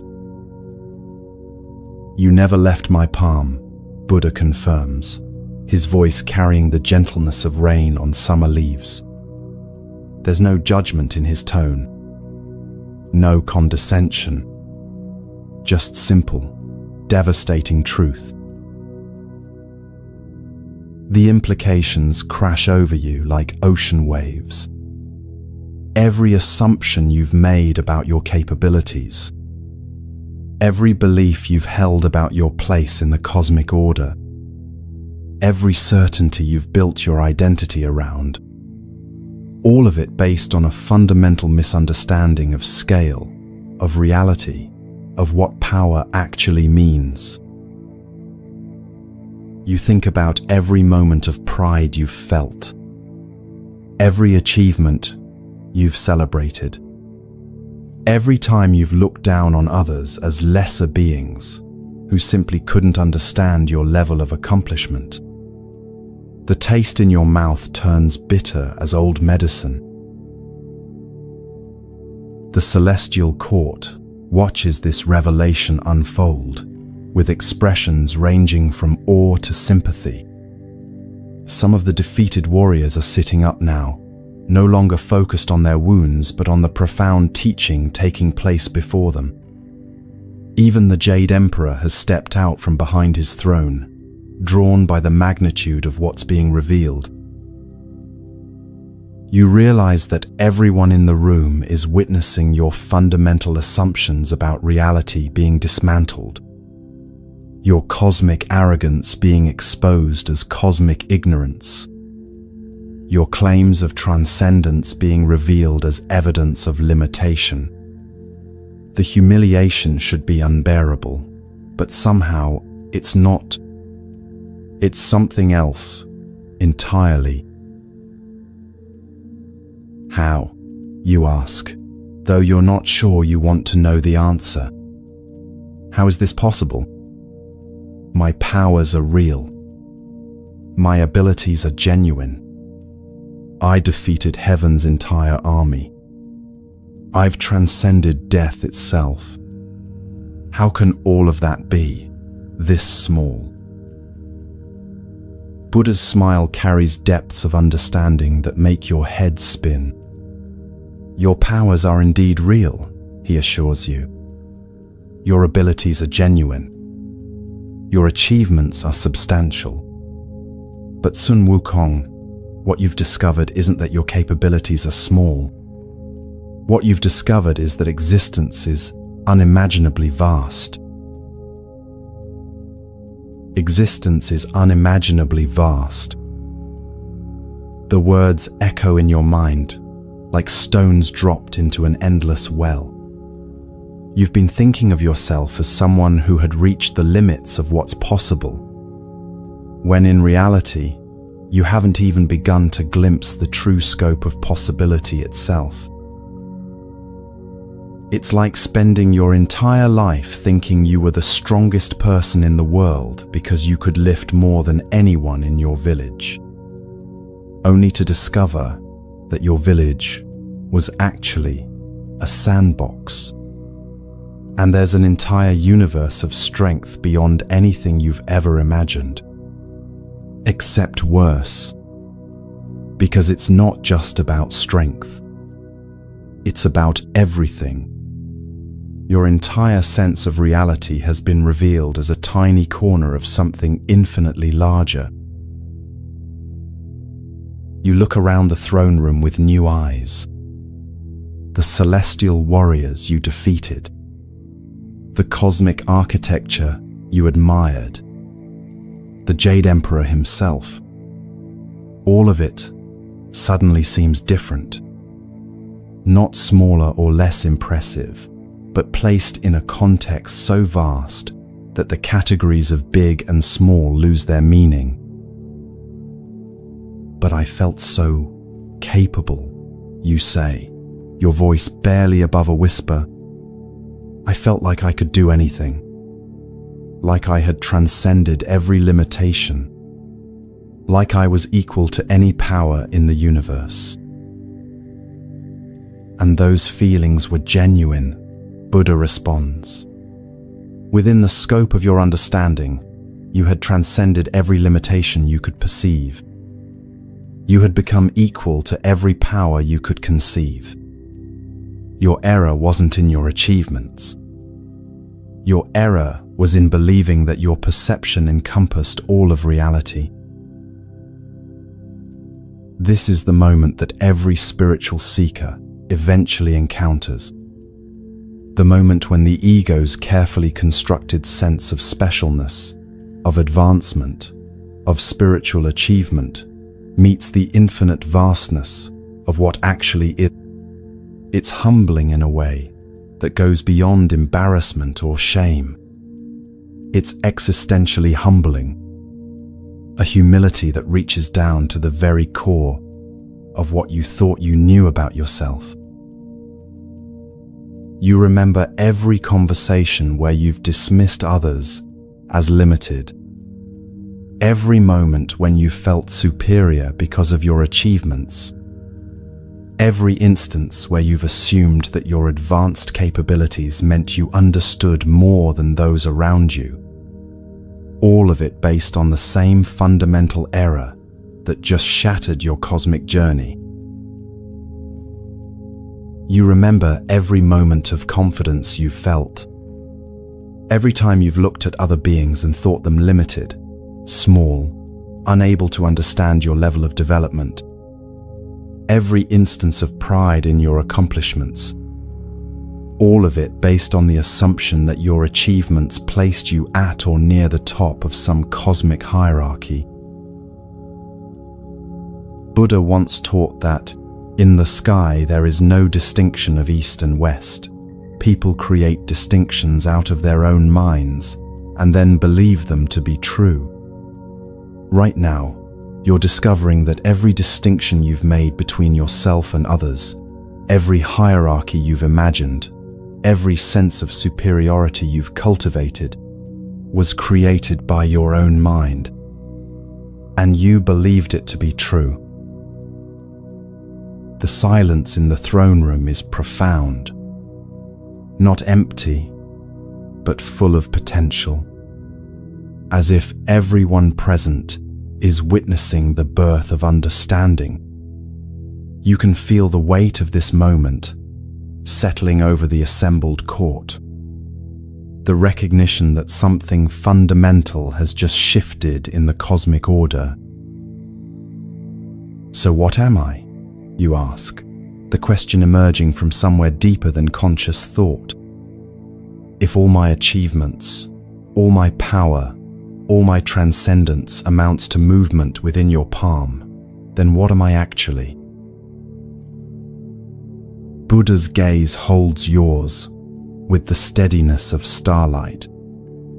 You are exactly what you have always been, he says gently.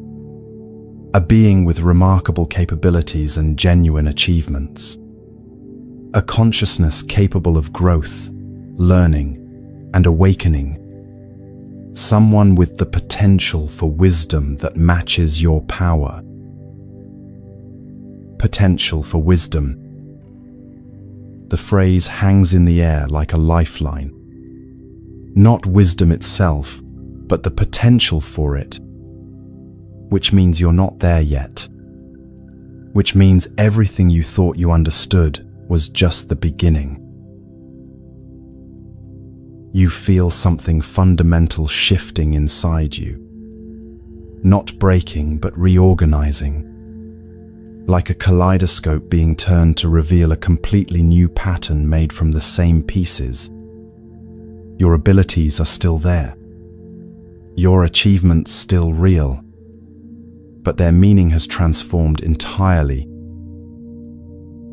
I don't understand, you admit, and the admission feels like the first honest thing you've said in eons. I thought I had figured it out. I thought I had transcended the limitations that bind other beings. I thought I had earned my place among the greatest powers in existence. How can all of that be wrong and yet somehow not make me nothing? Because achievement and understanding are not the same thing. Buddha explains. You have achieved remarkable things, but achievement without understanding is like building a magnificent palace on sand. It looks impressive, it feels solid, it seems permanent, until the tide comes in. The tide, you realize that's what this moment is. The tide of reality coming in to meet your carefully constructed palace of self-importance. And just like a real tide, it's not malicious or punishing. It's simply natural, inevitable. The way things actually are behind all your assumptions about how they should be. You feel something breaking inside you. Not breaking like destruction, but breaking like an eggshell when new life is ready to emerge. Every certainty you've held about yourself, every definition of success you've accepted, every measure of worth you've applied, all of it cracking open to reveal something you can't yet see clearly. The court continues to watch, in respectful silence. You realize that your transformation is not just personal, it's affecting everyone present. The defeated warriors no longer look defeated. They look thoughtful, contemplative, as if your experience has reminded them of their own journeys toward understanding. I've been so proud, you whisper, the words carrying a weight that seems to compress your entire being. So convinced of my own importance, so certain that my abilities made me special, made me better, made me worthy of recognition and respect. And what's wrong with wanting recognition? Buddha asks gently. What's wrong with taking pride in genuine achievement? What's wrong with knowing your own worth? The question surprises you. You expected condemnation for your pride, criticism for your arrogance. Instead, Buddha seems to be suggesting that the problem isn't the wanting itself. So what is the problem? You sit with the question, feeling into your own experience, examining the difference between the pride you felt and the recognition you sought, tracing the path from legitimate accomplishment to toxic entitlement, following the thread from healthy confidence to cosmic arrogance. I think, you say slowly, working through the realization as you speak, I think I confused my worth with my superiority. I thought being valuable meant being better than others. I thought recognition meant acknowledgement of my specialness rather than appreciation of my contributions. I thought achievement was supposed to set me apart rather than connect me to the whole. Buddha nods with the satisfaction of a teacher whose student has just grasped a crucial point. And now, he asks, what do you think now? You look around at the ruined throne room, at the defeated celestial warriors, at the evidence of your magnificent rampage through heaven's authority. All of it suddenly seems different. Not meaningless, but meaningful in a way you hadn't understood before. Now I think, you say carefully, that I've been playing a game without understanding the rules. I've been keeping score in a competition that doesn't actually exist. I've been trying to win at something that can't be won, because it's based on a fundamental misunderstanding of what the game actually is. And what do you think the game actually is? Buddha asks. You're quiet for a long moment, feeling your way toward an answer that seems to exist just beyond the edge of your current understanding. The throne room holds its breath around you, Even the air seems to wait for your response. I think, you say finally, that there is no game. I think there's just being and learning and growing and maybe helping others do the same, but not to be better than them, just to be more fully what we actually are. The words feel strange in your mouth, like speaking a language you're just beginning to learn, but they also feel true in a way that your previous certainties never quite did. Less solid perhaps, but more honest. Buddha's smile deepens. Sun Wukong, he says, and there's something like fondness in his voice. You have just taken your first real step on the journey toward wisdom. Everything you've accomplished before this moment has been preparation. This moment, this willingness to let your old understanding die so that new understanding can be born, this is where your true journey begins. Your true journey begins. The phrase should feel encouraging, but mostly it feels overwhelming. If everything you've achieved so far has just been preparation, then how vast is the journey that lies ahead? How much don't you know?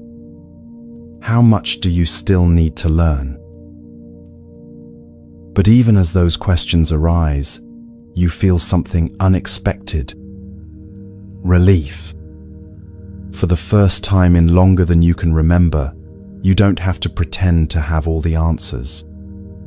You don't have to maintain the exhausting fiction of being superior to everyone around you. You can simply be someone who is learning, someone who is growing, someone who still has room to become more than they currently are. The Jade Emperor steps forward, his expression transformed from fear and anger into something like wonder. Sun Wukong, he says quietly, I owe you an apology. When you first came to heaven, I saw only your ego and missed your potential. I responded to your demands with dismissal instead of engaging with your genuine capabilities. Perhaps if I had been wiser, this lesson could have been learned more gently. You look at the Emperor with new eyes. His earlier dismissal, his offer of the horsekeeper position, his resistance to your demands, all of it suddenly seems different. Not malicious or ignorant, but perhaps protective. Perhaps he saw something you couldn't see about the danger of unlimited power without unlimited wisdom. Your Majesty, you reply, and the respect in your voice is genuine now rather than strategic. You gave me exactly what I needed, even if it wasn't what I wanted. Sometimes the greatest gifts look like obstacles until wisdom reveals their true nature. What happens now? You ask. The question comes out quieter than you intended, almost vulnerable. It's been so long since you've asked a question from a place of genuine not knowing rather than testing or challenging. Buddha's response surprises you once again. What do you think should happen now? He asks in return.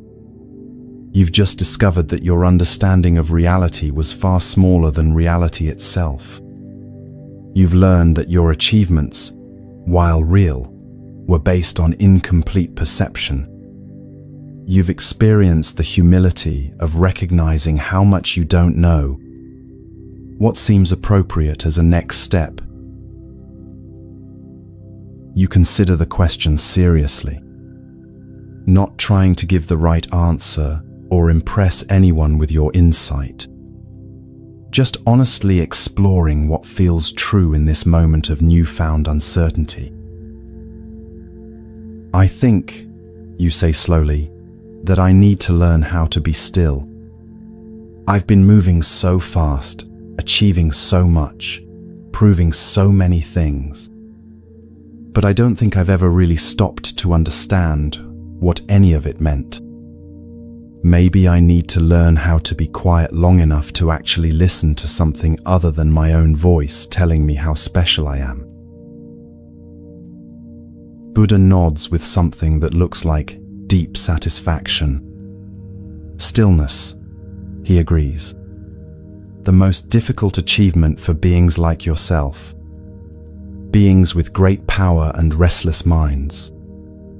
But perhaps the most necessary. You feel the truth of that observation settling into your bones. Stillness. When was the last time you were truly still? Not just physically motionless, but mentally quiet, emotionally calm, spiritually at rest. You can't remember. Maybe you've never been still in that way. Maybe that's what you've been running from all along. Will you teach me? You ask, and the humility in your own voice surprises you. Will you show me how to be still? Buddha's eyes twinkle with something that might be amusement. Sun Wukong, he says gently, you are about to teach yourself. I'm simply going to provide you with the perfect classroom. And with that, everything changes once again.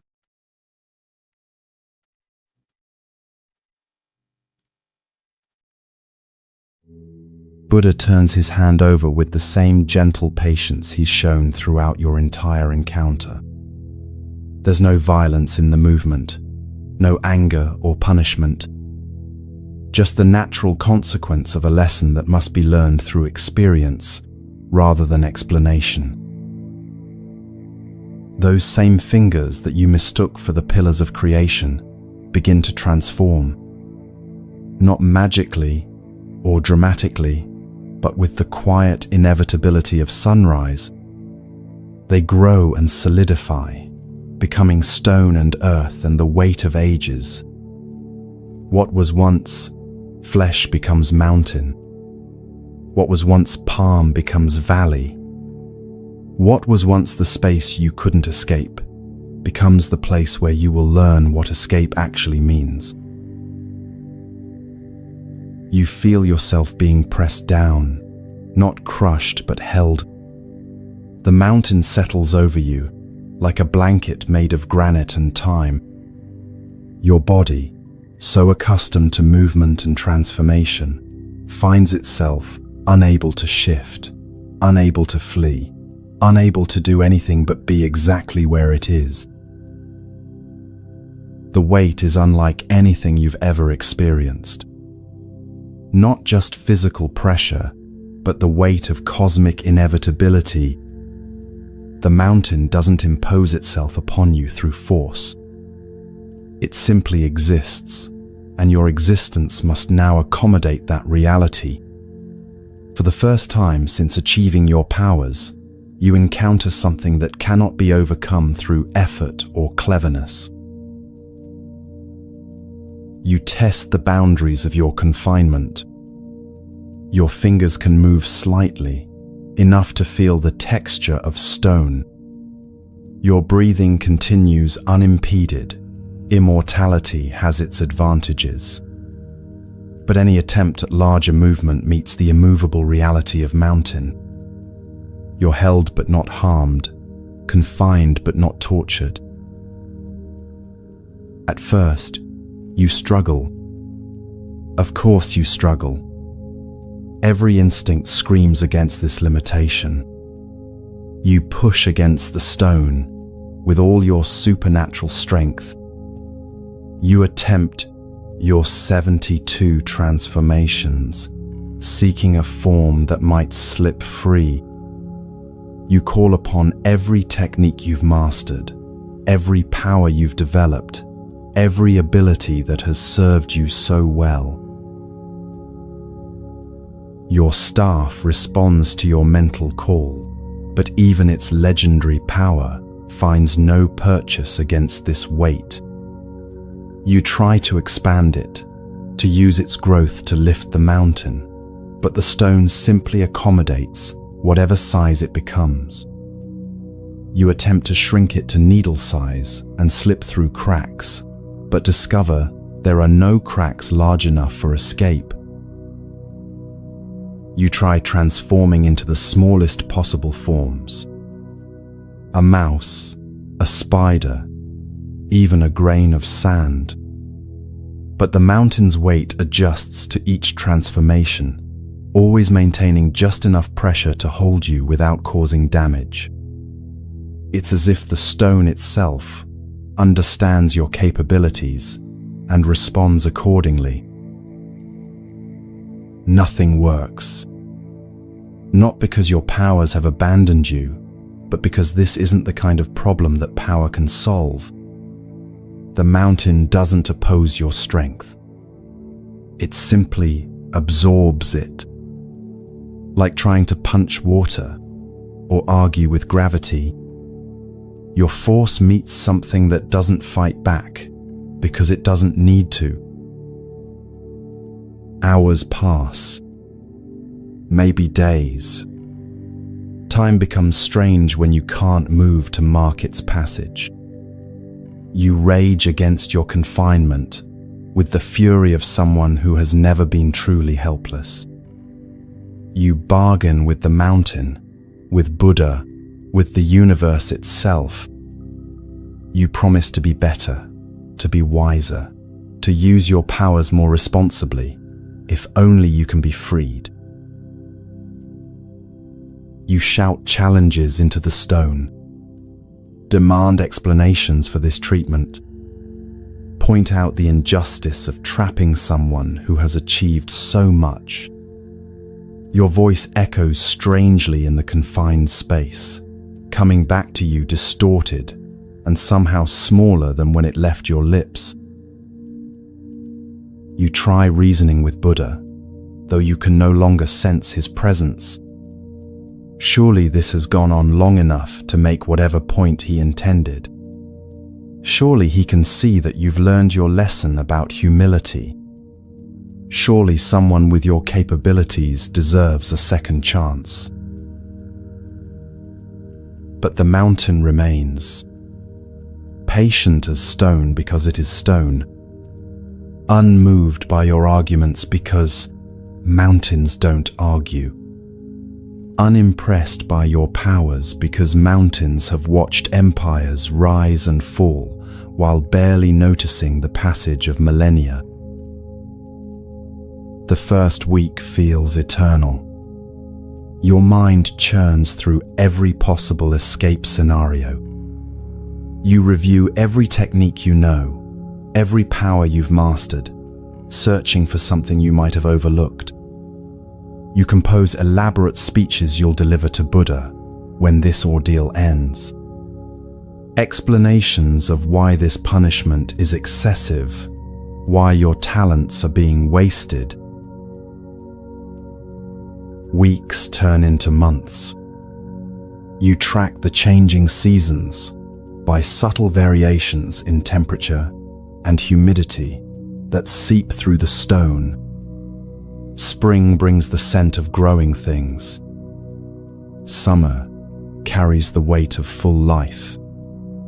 Autumn whispers of completion and release. Winter offers the profound silence of dormancy. You begin to notice that each season affects the mountain differently. Spring rains cause subtle shifts in the stone's temperature. Summer heat makes the granite expand slightly. Autumn winds carry new scents through microscopic cracks. Winter frost creates tiny contractions you can feel against your skin. Slowly, the fighting energy begins to bleed out of you. Not because you're defeated, but because you're exhausted. There's only so long you can maintain peak struggle against something that never struggles back. It's like trying to have an argument with silence. Eventually, the silence wins, simply by continuing to be silent. In that growing quiet, you begin to notice things you've never paid attention to before. The way sunlight moves across the mountain face throughout the day. How morning light feels different from afternoon light. How shadows shift and dance in patterns that follow rhythms older than your existence. You notice rain, not as weather to be endured or avoided, but as a phenomenon. The sound it makes against stone, the way it pools and flows and finds its path downward with inevitable persistence.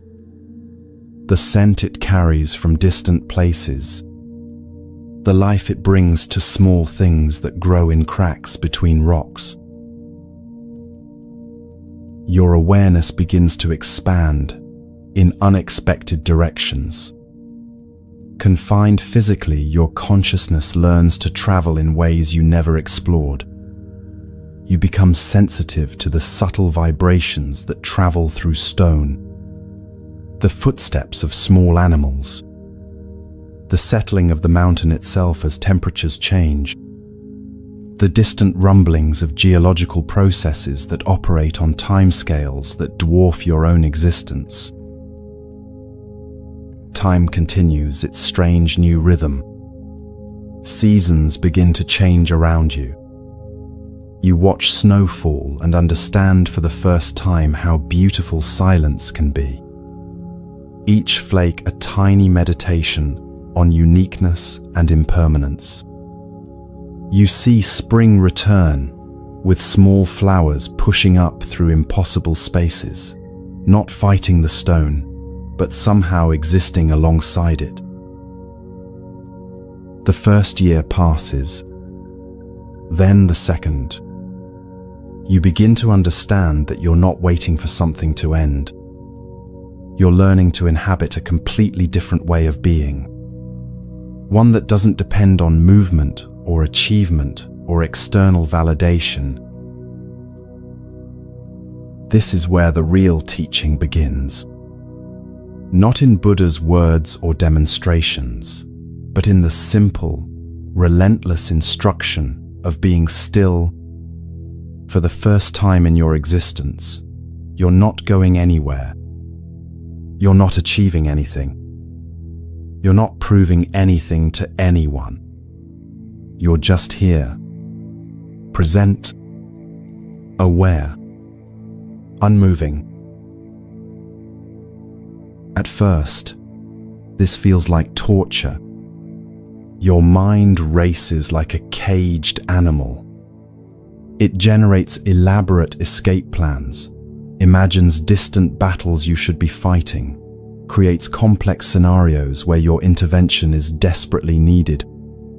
It tells you stories about how your talents are being wasted, how your potential is being squandered, how unfair this whole situation is. You relive every moment of your cosmic journey, every achievement you've earned, every power you've mastered.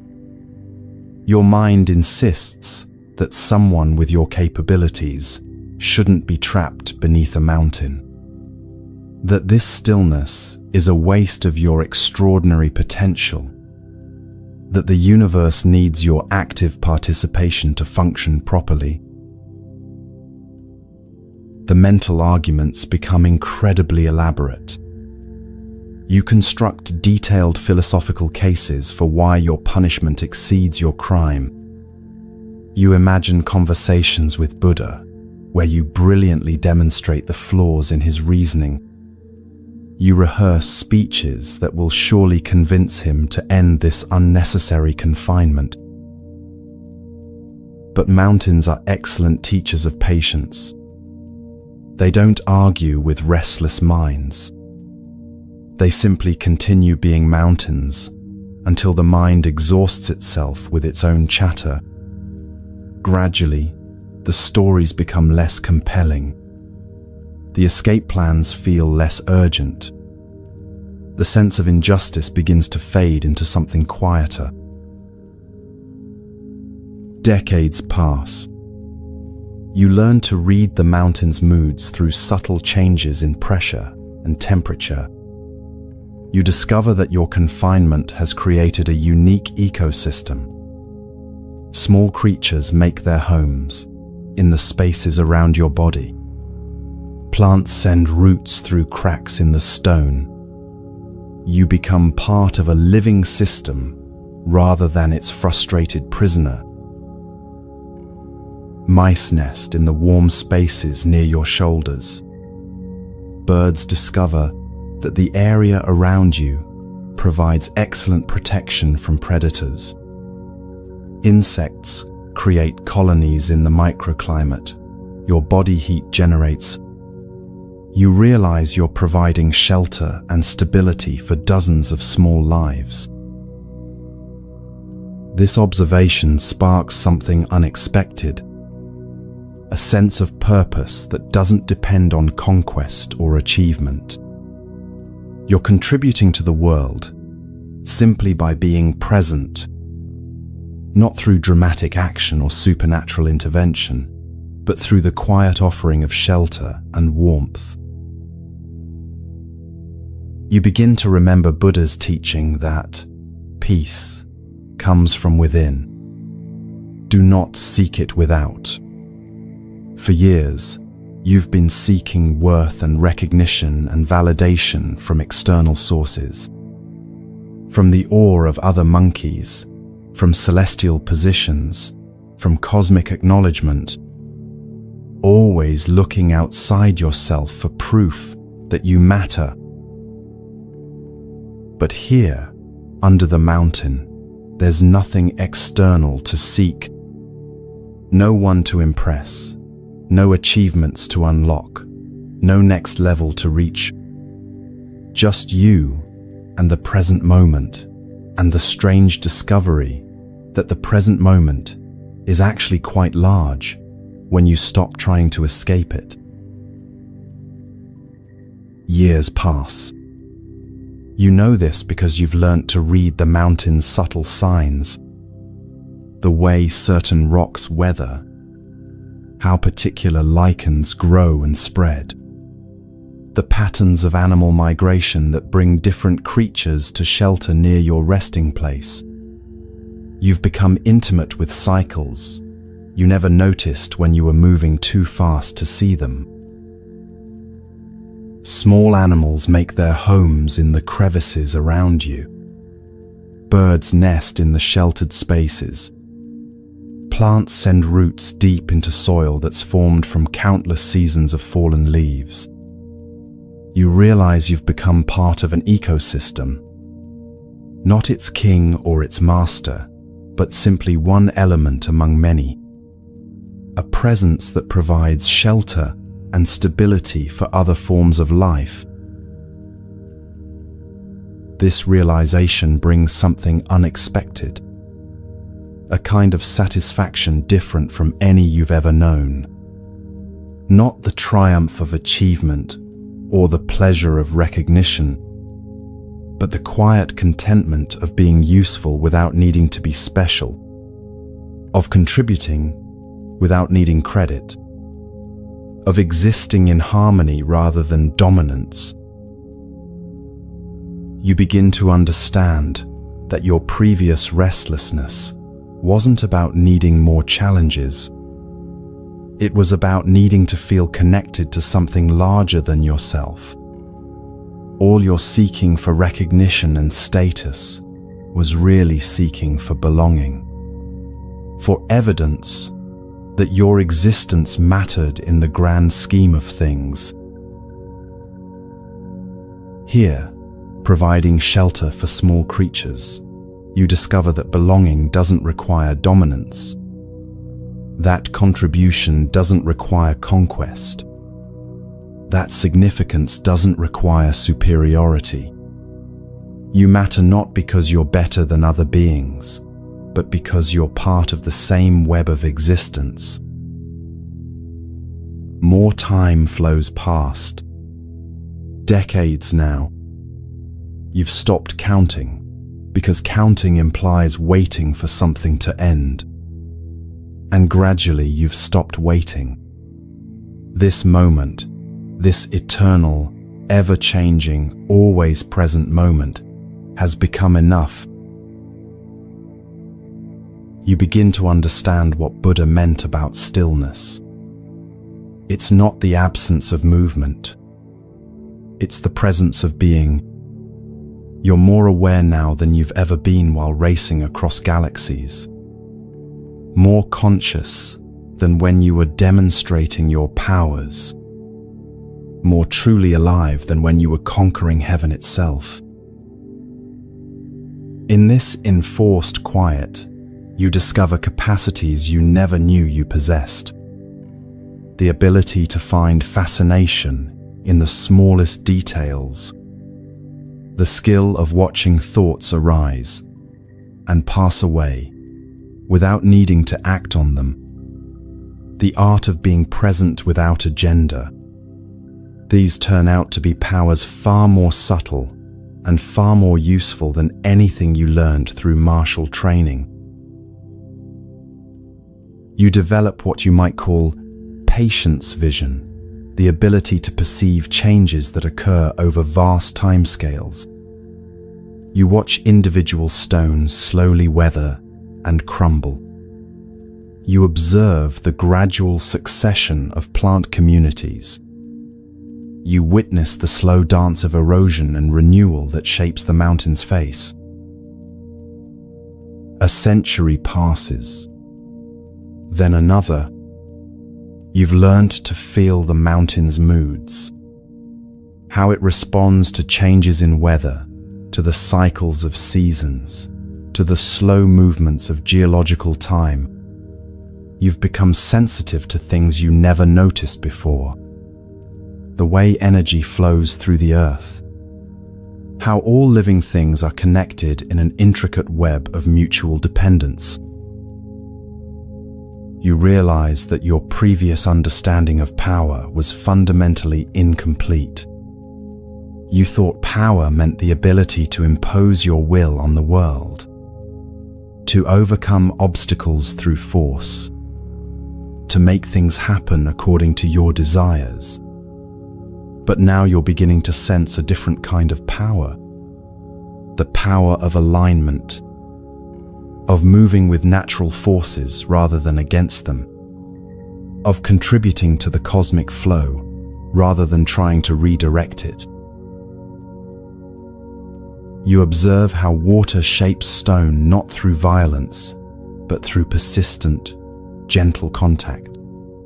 How plants break apart solid rock, not by fighting it, but by growing steadily in the tiniest cracks. How the mountain itself changes and adapts while maintaining its essential nature. 3 centuries into your mountain education, something remarkable happens. You realize you're not suffering anymore. The desperate need to be elsewhere has faded. The angry resistance to your circumstances has dissolved. The constant mental chatter about injustice and wasted potential has quieted to occasional whispers. In its place, you've discovered something you never expected. Contentment. Not the temporary satisfaction of achieving a goal, but the deeper peace of being at home in whatever moment you're experiencing. You're still the same being with the same capabilities. But those capabilities are no longer the source of your identity or worth. You begin to understand humility, not as diminishment, but as right-sizing. Not making yourself smaller than you are, but seeing yourself accurately within the vast context of existence. Your powers are real and substantial. Your achievements are genuine. But they're part of a much larger tapestry, threads in an infinite weaving rather than the entire pattern. the 4th century brings deeper insights. You realize that every being you encountered during your journey toward recognition was also struggling with their own sense of worth and place. The celestial guards who dismissed you weren't being cruel. They were following protocols designed to maintain order in a complex system. The Jade Emperor who offered you the position of horsekeeper wasn't insulting you. He was testing whether you sought to serve or to be served. Even your fellow monkeys back on Flower Fruit Mountain, you remember how their simple contentment once seemed inadequate to you, how their acceptance of limitation felt like lack of ambition. Now you wonder if perhaps they understood something about happiness that you were too busy achieving to notice. Buddha's teaching echoes in your memory. Happiness does not depend on what you have or who you are. It solely relies on what you think. For centuries, you thought your happiness depended on external recognition of your worth, on achieving positions that matched your capabilities, on proving your specialness to others. But here, with nothing to achieve and no one to impress, you've found a different kind of happiness, one that doesn't depend on anything outside yourself. You begin to understand that the suffering you experienced came not from your circumstances, but from your resistance to them. The mountain didn't torture you. Your refusal to accept the mountain's reality created your pain. The moment you stopped fighting what was and started learning from it, suffering transformed into teaching. As the 5th century approaches, you feel a shift, beginning not in your circumstances, but in your understanding. The mountain that once felt like a prison now feels like a teacher. The stillness that once tormented you now feels like a gift. The time that once seemed wasted now reveals itself as the most productive period of your existence. You've learned things that no amount of cosmic travel could have taught you. How to be present without needing to be anywhere else. How to find meaning without needing to be special. How to experience worth without needing to prove superiority. How to love your own existence without needing others to validate it. The mountain continues its patient instruction. Seasons cycle through their eternal dance. Life flourishes and fades and flourishes again in the spaces around you. You've become part of this rhythm, not its center, but a participant in something far more beautiful than anything you could have orchestrated alone. And slowly, gently, you begin to sense that your time of learning stillness is approaching its natural completion, not because you've served a sentence, but because you've absorbed the teaching, not because you've been punished enough, but because you've been transformed enough. The mountain has done its work. The student is ready for the next lesson. But that transformation hasn't made you eager to leave.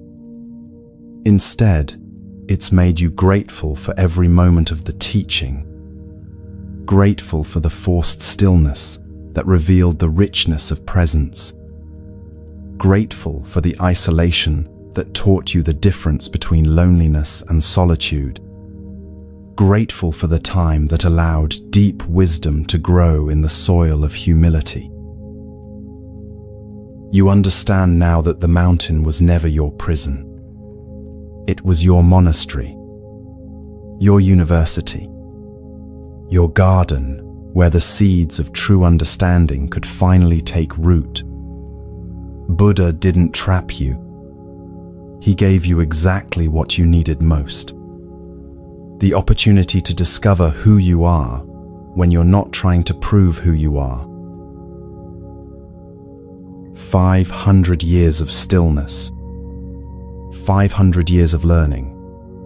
500 years of growing in ways that have nothing to do with power and everything to do with wisdom. You are no longer the same being who declared war on heaven. Not because you've been diminished, but because you've been refined, purified of the illusions that once drove your restless seeking. The morning comes when you feel the mountain beginning to stir, not with movement, but with the subtle shift that precedes change. Your time of stillness is complete. Your education in presence has reached its natural conclusion. The teacher is preparing to release the student. But release into what? That question no longer carries the desperate urgency it once would have. Whatever comes next will come. You'll meet it with the depth of understanding you've cultivated in stillness, with the wisdom that grows only in the soil of humility, with the peace that comes from knowing your worth doesn't depend on anyone else's recognition. The mountain has taught you its greatest lesson. That true power lies not in the ability to force change, but in the capacity to be fully present with whatever is. That real freedom comes not from escaping limitations, but from transcending the need to escape. That genuine strength emerges not from conquering others, but from making peace with yourself. You are ready. Ready for whatever comes next. Ready to carry this mountain's wisdom into whatever new adventures await. Ready to serve rather than demand service. Ready to contribute rather than consume. Ready to love rather than prove lovability. The stillness that once felt like death now feels like birth. The end of who you were and the beginning of who you're becoming. Someone who carries the mountain's patience in their heart. Someone who has learned the difference between power and wisdom. Someone who knows that the greatest journey isn't to the edge of existence. It's to the center of your own being. And in that center, you found something that was there all along. Something that doesn't need to be proven or achieved or recognized. Something that simply is, as constant as mountains, as patient as stone, as enduring as the earth itself. Your true nature, waiting beneath all the achievements and struggles, and seeking, waiting in stillness.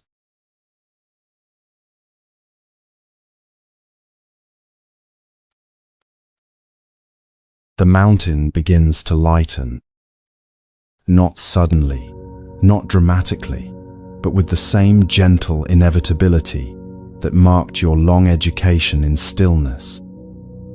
You feel the stone softening around you, releasing its hold not because it's tired of containing you, but because its work is complete.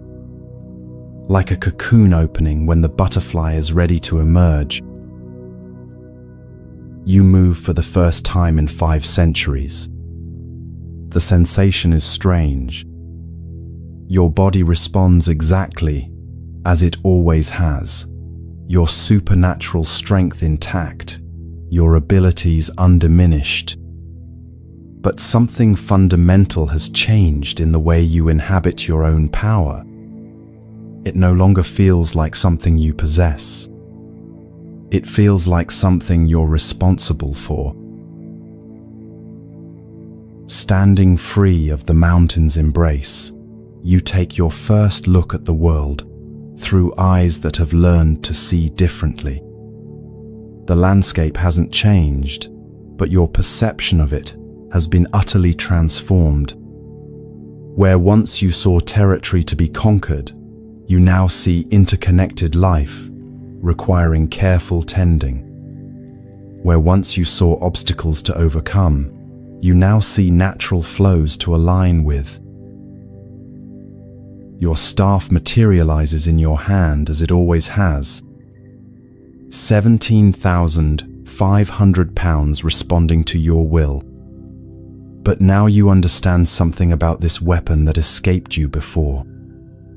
Its power isn't in its ability to destroy or dominate.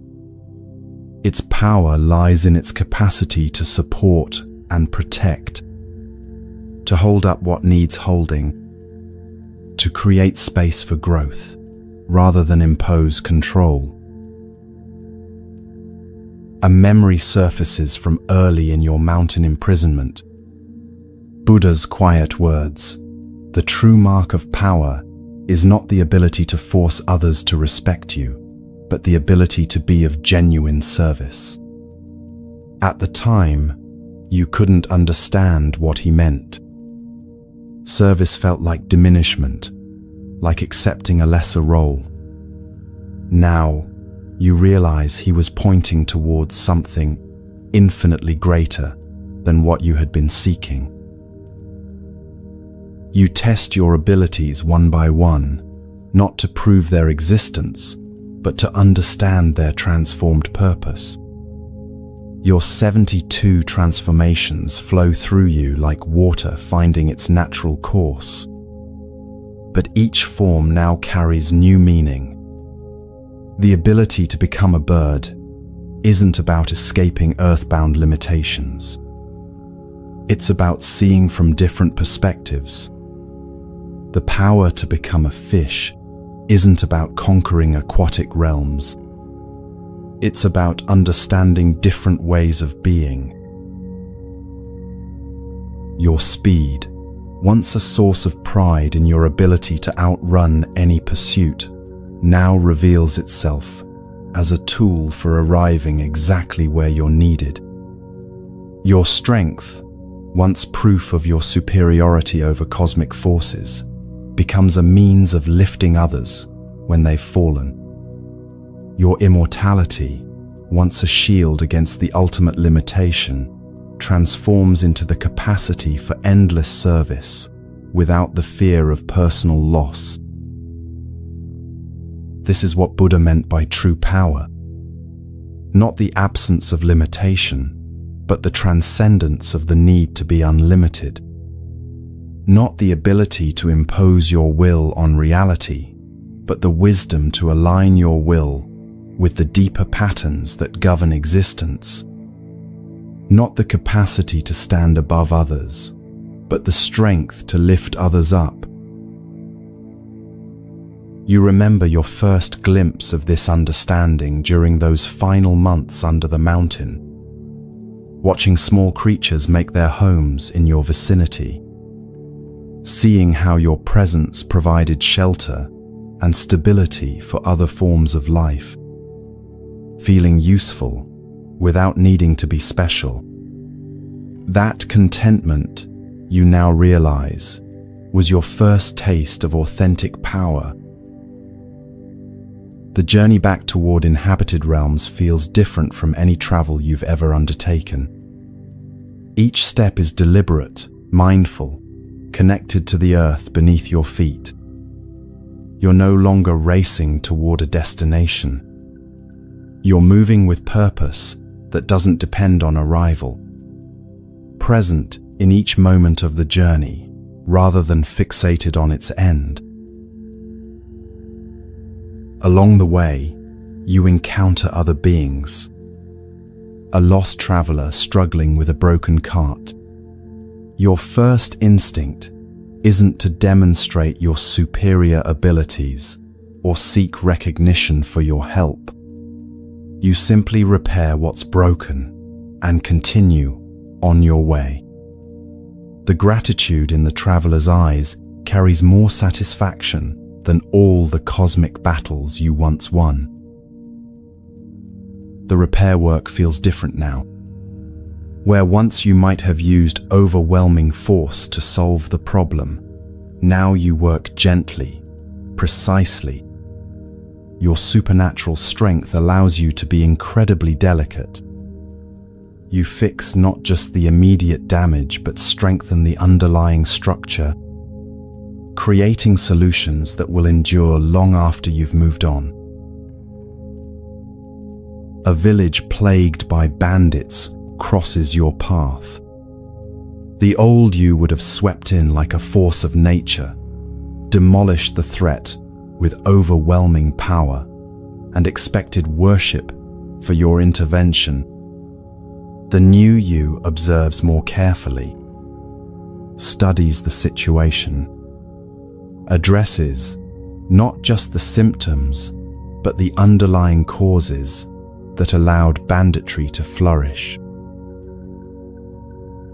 You find that the bandits themselves are farmers driven to desperation by drought and failed harvests. Your solution isn't to destroy them, but to help redirect a distant river's flow, bringing water to parched fields. The transformation takes longer than simple conquest would have, but its effects last generations rather than seasons. Working with the natural flow of water, rather than against it, you discover new applications for your abilities. Your understanding of geological forces, learned during centuries of mountain communion, guides your efforts. You don't force the river to change course. You create conditions that make the new path more appealing than the old. This is service. Not the grudging acceptance of a lesser role, but the conscious choice to use your capabilities for something larger than personal aggrandizement. Not diminishment, but fulfillment of a deeper purpose that was always there, waiting beneath your ego-driven ambitions. News of your actions spreads, as news always does. But the stories that emerge are different from the legends of your earlier exploits. People don't speak of your power with the mixture of awe and fear they once carried. They speak of your wisdom, your compassion, your ability to see solutions where others see only problems. Young beings seek you out, not to learn techniques of domination, but to understand this different way of wielding ability. You find yourself teaching not through demonstration of superior skill, but through patient guidance toward inner understanding. You remember Buddha's gentle instruction and try to offer that same quality of presence to those who come seeking. True strength, you tell a young monkey who reminds you painfully of your former self, isn't measured by what you can force others to do. It's measured by what you can inspire them to become. The words surprise you, even as you speak them, not because they're untrue, but because you can feel how completely you've internalized their meaning. Your former enemies begin to approach you. Celestial beings who once feared your rampage now seek your counsel. They've heard of your transformation and want to understand how power can be wielded without corruption, how strength can increase without ego following in proportion, how achievement can satisfy without creating endless hunger for more. These conversations reveal how rare your transformation actually is. Most beings who achieve great power struggle with the same temptations you once faced. The isolation that comes with capability, the hunger for recognition that grows with achievement, the gradual slide from confidence into arrogance. The Jade Emperor himself eventually requests an audience. You enter his rebuilt throne room, not as a conqueror or a supplicant, but as one being meeting another. His first words surprise you. "I owe you an apology, Sun Wukong. When you first came to heaven, I saw only what you might become, not what you were trying to become. I offered you limitation instead of opportunity. I'm grateful that Buddha was wiser than I was." This moment of recognition feels different from anything you once sought. There's no triumph in it, no sense of vindication, just the quiet satisfaction of understanding, received, and shared. "Your Majesty," you reply with genuine respect, "you gave me exactly what I needed, even if it wasn't what I wanted." Sometimes the greatest gifts look like obstacles until wisdom reveals their true nature. The Emperor nods thoughtfully. "And now," he asks, "what role would suit someone who has learned to wield power with wisdom?" You consider the question carefully, not searching for the position that will bring the most prestige or authority, but feeling into what would serve the greater good most effectively. Perhaps, you suggest, something that allows me to help others navigate the same transformation I've undergone. To serve as guide for beings struggling with the relationship between ability and responsibility. And so begins your new chapter, not as the great sage equal to heaven, demanding recognition of your superiority, but as something more valuable and more rare. A being who has learned to transform power into wisdom, who has discovered that the greatest achievement isn't conquering others, but mastering yourself, who understands that true freedom comes not from the absence of limitation, but from the transcendence of the need to be unlimited. Your staff, once a weapon of dominance, becomes a tool of construction. Your transformations, once displays of superiority, become means of understanding different perspectives. Your speed, once proof of your ability to escape any boundary, becomes the capacity to arrive precisely where help is needed. Your immortality, once a shield against loss, becomes an endless opportunity for service. Buddha's teaching echoes in your transformed understanding, just as a mother would protect her only child with her life. Even so, let one cultivate a boundless love towards all beings. You have learned to love your own existence, not because it's superior to others, but because it's part of the same infinite web that includes all existence. Your worth doesn't diminish others. Their worth doesn't threaten yours. All are threads in the same cosmic tapestry. Years pass in this new way of being. Decades of service, of teaching, of using your extraordinary abilities for purposes that transcend personal glory. And slowly, you begin to understand the deepest truth of all.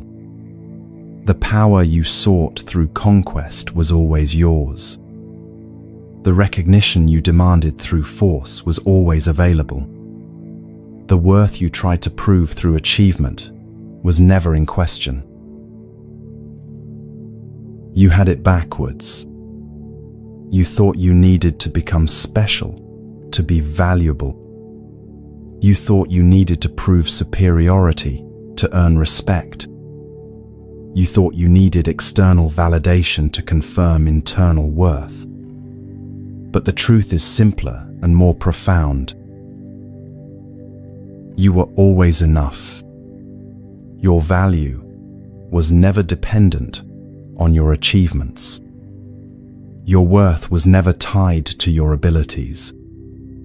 Your significance was never measured by your superiority over others. These things were true before you gained supernatural powers. They remain true through all your cosmic adventures. They were true even when you couldn't see them. The mountain taught you stillness, but stillness taught you something even more important. It taught you how to recognize what was always there, beneath the seeking and striving and proving, beneath the achievements and failures and transformations. Your essential nature, perfect and complete, waiting patiently for you to stop running long enough to notice it. This is true power, not the ability to change external circumstances, though that remains within your capabilities, but the capacity to remain centered in your essential worth, regardless of what circumstances you encounter, to act from love rather than fear, to serve rather than dominate, to lift others rather than diminish them. You understand now why Buddha smiled when you demanded recognition, not because your seeking was foolish, but because what you sought was already yours. Not because your achievements were meaningless, but because your worth never depended on them. Not because power corrupts, but because real power heals. Both the one who wields it and all those it touches. The journey from ego to enlightenment isn't about becoming someone different. It's about remembering who you always were, beneath the need to prove and achieve and conquer, beneath the hunger for recognition and validation, beneath all the ways you try to earn your place in existence. You belong here. You always belonged here. Not because you're special, but because specialness was never the point. You belong because you are, because existence includes you. Because the universe is not complete without your unique participation. This is the path of true power, walking it with humility, wisdom, and love, using your abilities in service of something larger than yourself, finding your worth not in what you can do, but in who you are. And who you are is enough. It always was. The greatest victory isn't conquering heaven. It's finding peace with earth. The ultimate achievement isn't proving your superiority. It's discovering your connection. The deepest power isn't in the ability to escape Buddha's palm. It's in the recognition that you were never trapped there in the first place. You were always free. You just needed to learn what freedom actually means.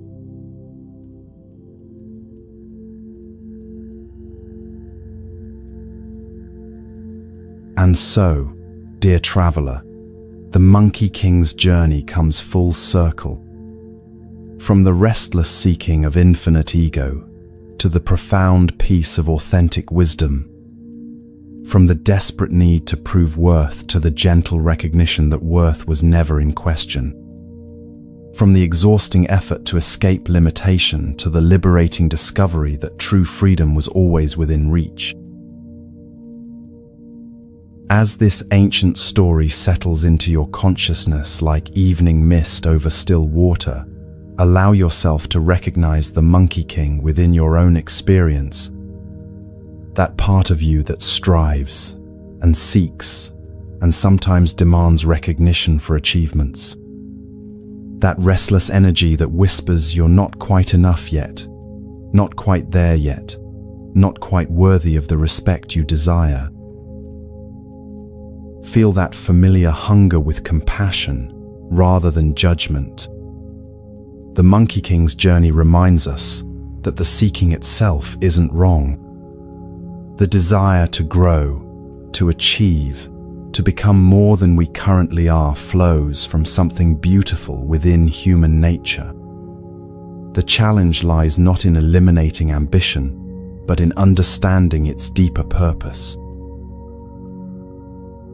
Take a gentle breath now. Let your body sink more deeply into comfort as you feel the weight of the day beginning to release. Like Sun Wukong under his Mountain of Stillness, you too can learn to be present with whatever this moment brings, without needing to change it, escape it, or prove anything about it. Notice where in your life you might be trying to escape Buddha's palm. Those areas where you're certain that just a little more effort, just a little more achievement, just a little more recognition will finally provide the satisfaction you seek. Feel into those places with the same gentle attention Buddha showed to the Monkey King. Not to judge or fix, but simply to recognize. Perhaps your palm is the endless scroll of social media, where you seek validation through likes and shares and digital applause. Perhaps it's the corporate ladder, where you believe the next promotion will finally prove your worth. Perhaps it's the perfect relationship, the ideal body, the flawless performance that will once and for all establish your value. Buddha's teaching whispers gently through Sun Wukong's story. You are enough, exactly as you are, in this very moment. Not because you've achieved enough, but because achievement was never the source of your worth. Not because you've proven enough, but because your value doesn't require proof. Not because you've earned enough, but because love and belonging are your birthright, not your reward. Let your breathing deepen as this truth settles into the quiet spaces within you. Feel your shoulders releasing tension you didn't know you were carrying. Allow your jaw to soften, your brow to smooth, your entire being to rest in the recognition that you can stop trying so hard. The mountain of stillness that transformed the Monkey King awaits you too. Not as punishment or limitation, but as invitation. The invitation to be fully present with your life as it actually is, rather than as you think it should be. To find the extraordinary within the ordinary. To discover the sacred within the simple.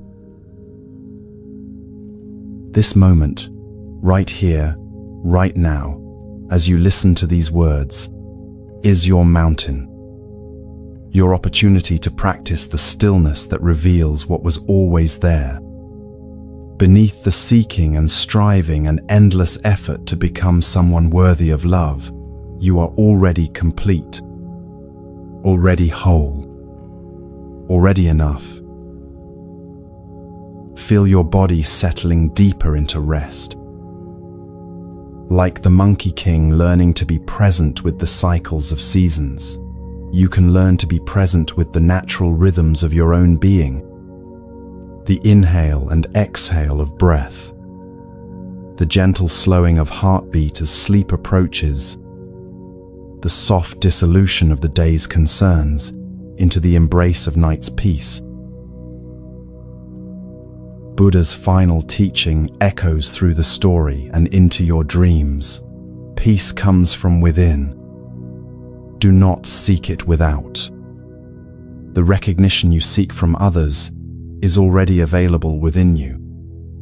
The worth you're trying to prove is already established in the simple fact of your existence. The love you're striving to earn flows freely when you stop demanding it and start allowing it. As consciousness begins to soften around the edges like watercolors bleeding into each other, carry with you the Monkey King's hard-won wisdom. That true power lies not in forcing life to conform to your will, but in aligning your will with life's deeper wisdom. That real freedom comes not from escaping all limitations, but from finding peace within whatever limitations you encounter. Let the story continue to work within you as you drift towards sleep. Allow its truths to seep into the spaces where your deepest fears and hungers live. Let it remind you that every moment of struggle, every experience of feeling not enough, every desperate reach for something beyond your grasp is part of the journey, part of the sacred path that leads from ego to awakening. Your breath grows slower now, deeper, more peaceful, like the Monkey King finally learning to rest in the present moment. You too can rest, can trust, can allow yourself to be held by something larger than your individual efforts. The ancient story lives within you now. Its wisdom becomes part of your own wisdom. Its peace becomes part of your own peace. And as you surrender to sleep's gentle invitation, you carry with you the profound recognition that you have always been enough. You have always belonged. You have always been worthy of love. Rest now in that knowing. Let it surround you like Buddha's infinite compassion, like the mountain's patient teaching, like the eternal embrace of existence itself. You are home. You have always been home. And in this homecoming, may you find the peace that surpasses understanding. Sleep well, beloved traveler. Your journey continues in dreams. And in the morning you will awaken not as someone who must prove their worth, but as someone who knows their worth. Not as someone seeking Buddha's palm, but as someone resting in Buddha's wisdom. Not as the Monkey King demanding recognition, but as the awakened being offering compassion. The story is complete. The teaching is received. The journey from ego to enlightenment lives within you now. Rest. Peace. Wisdom.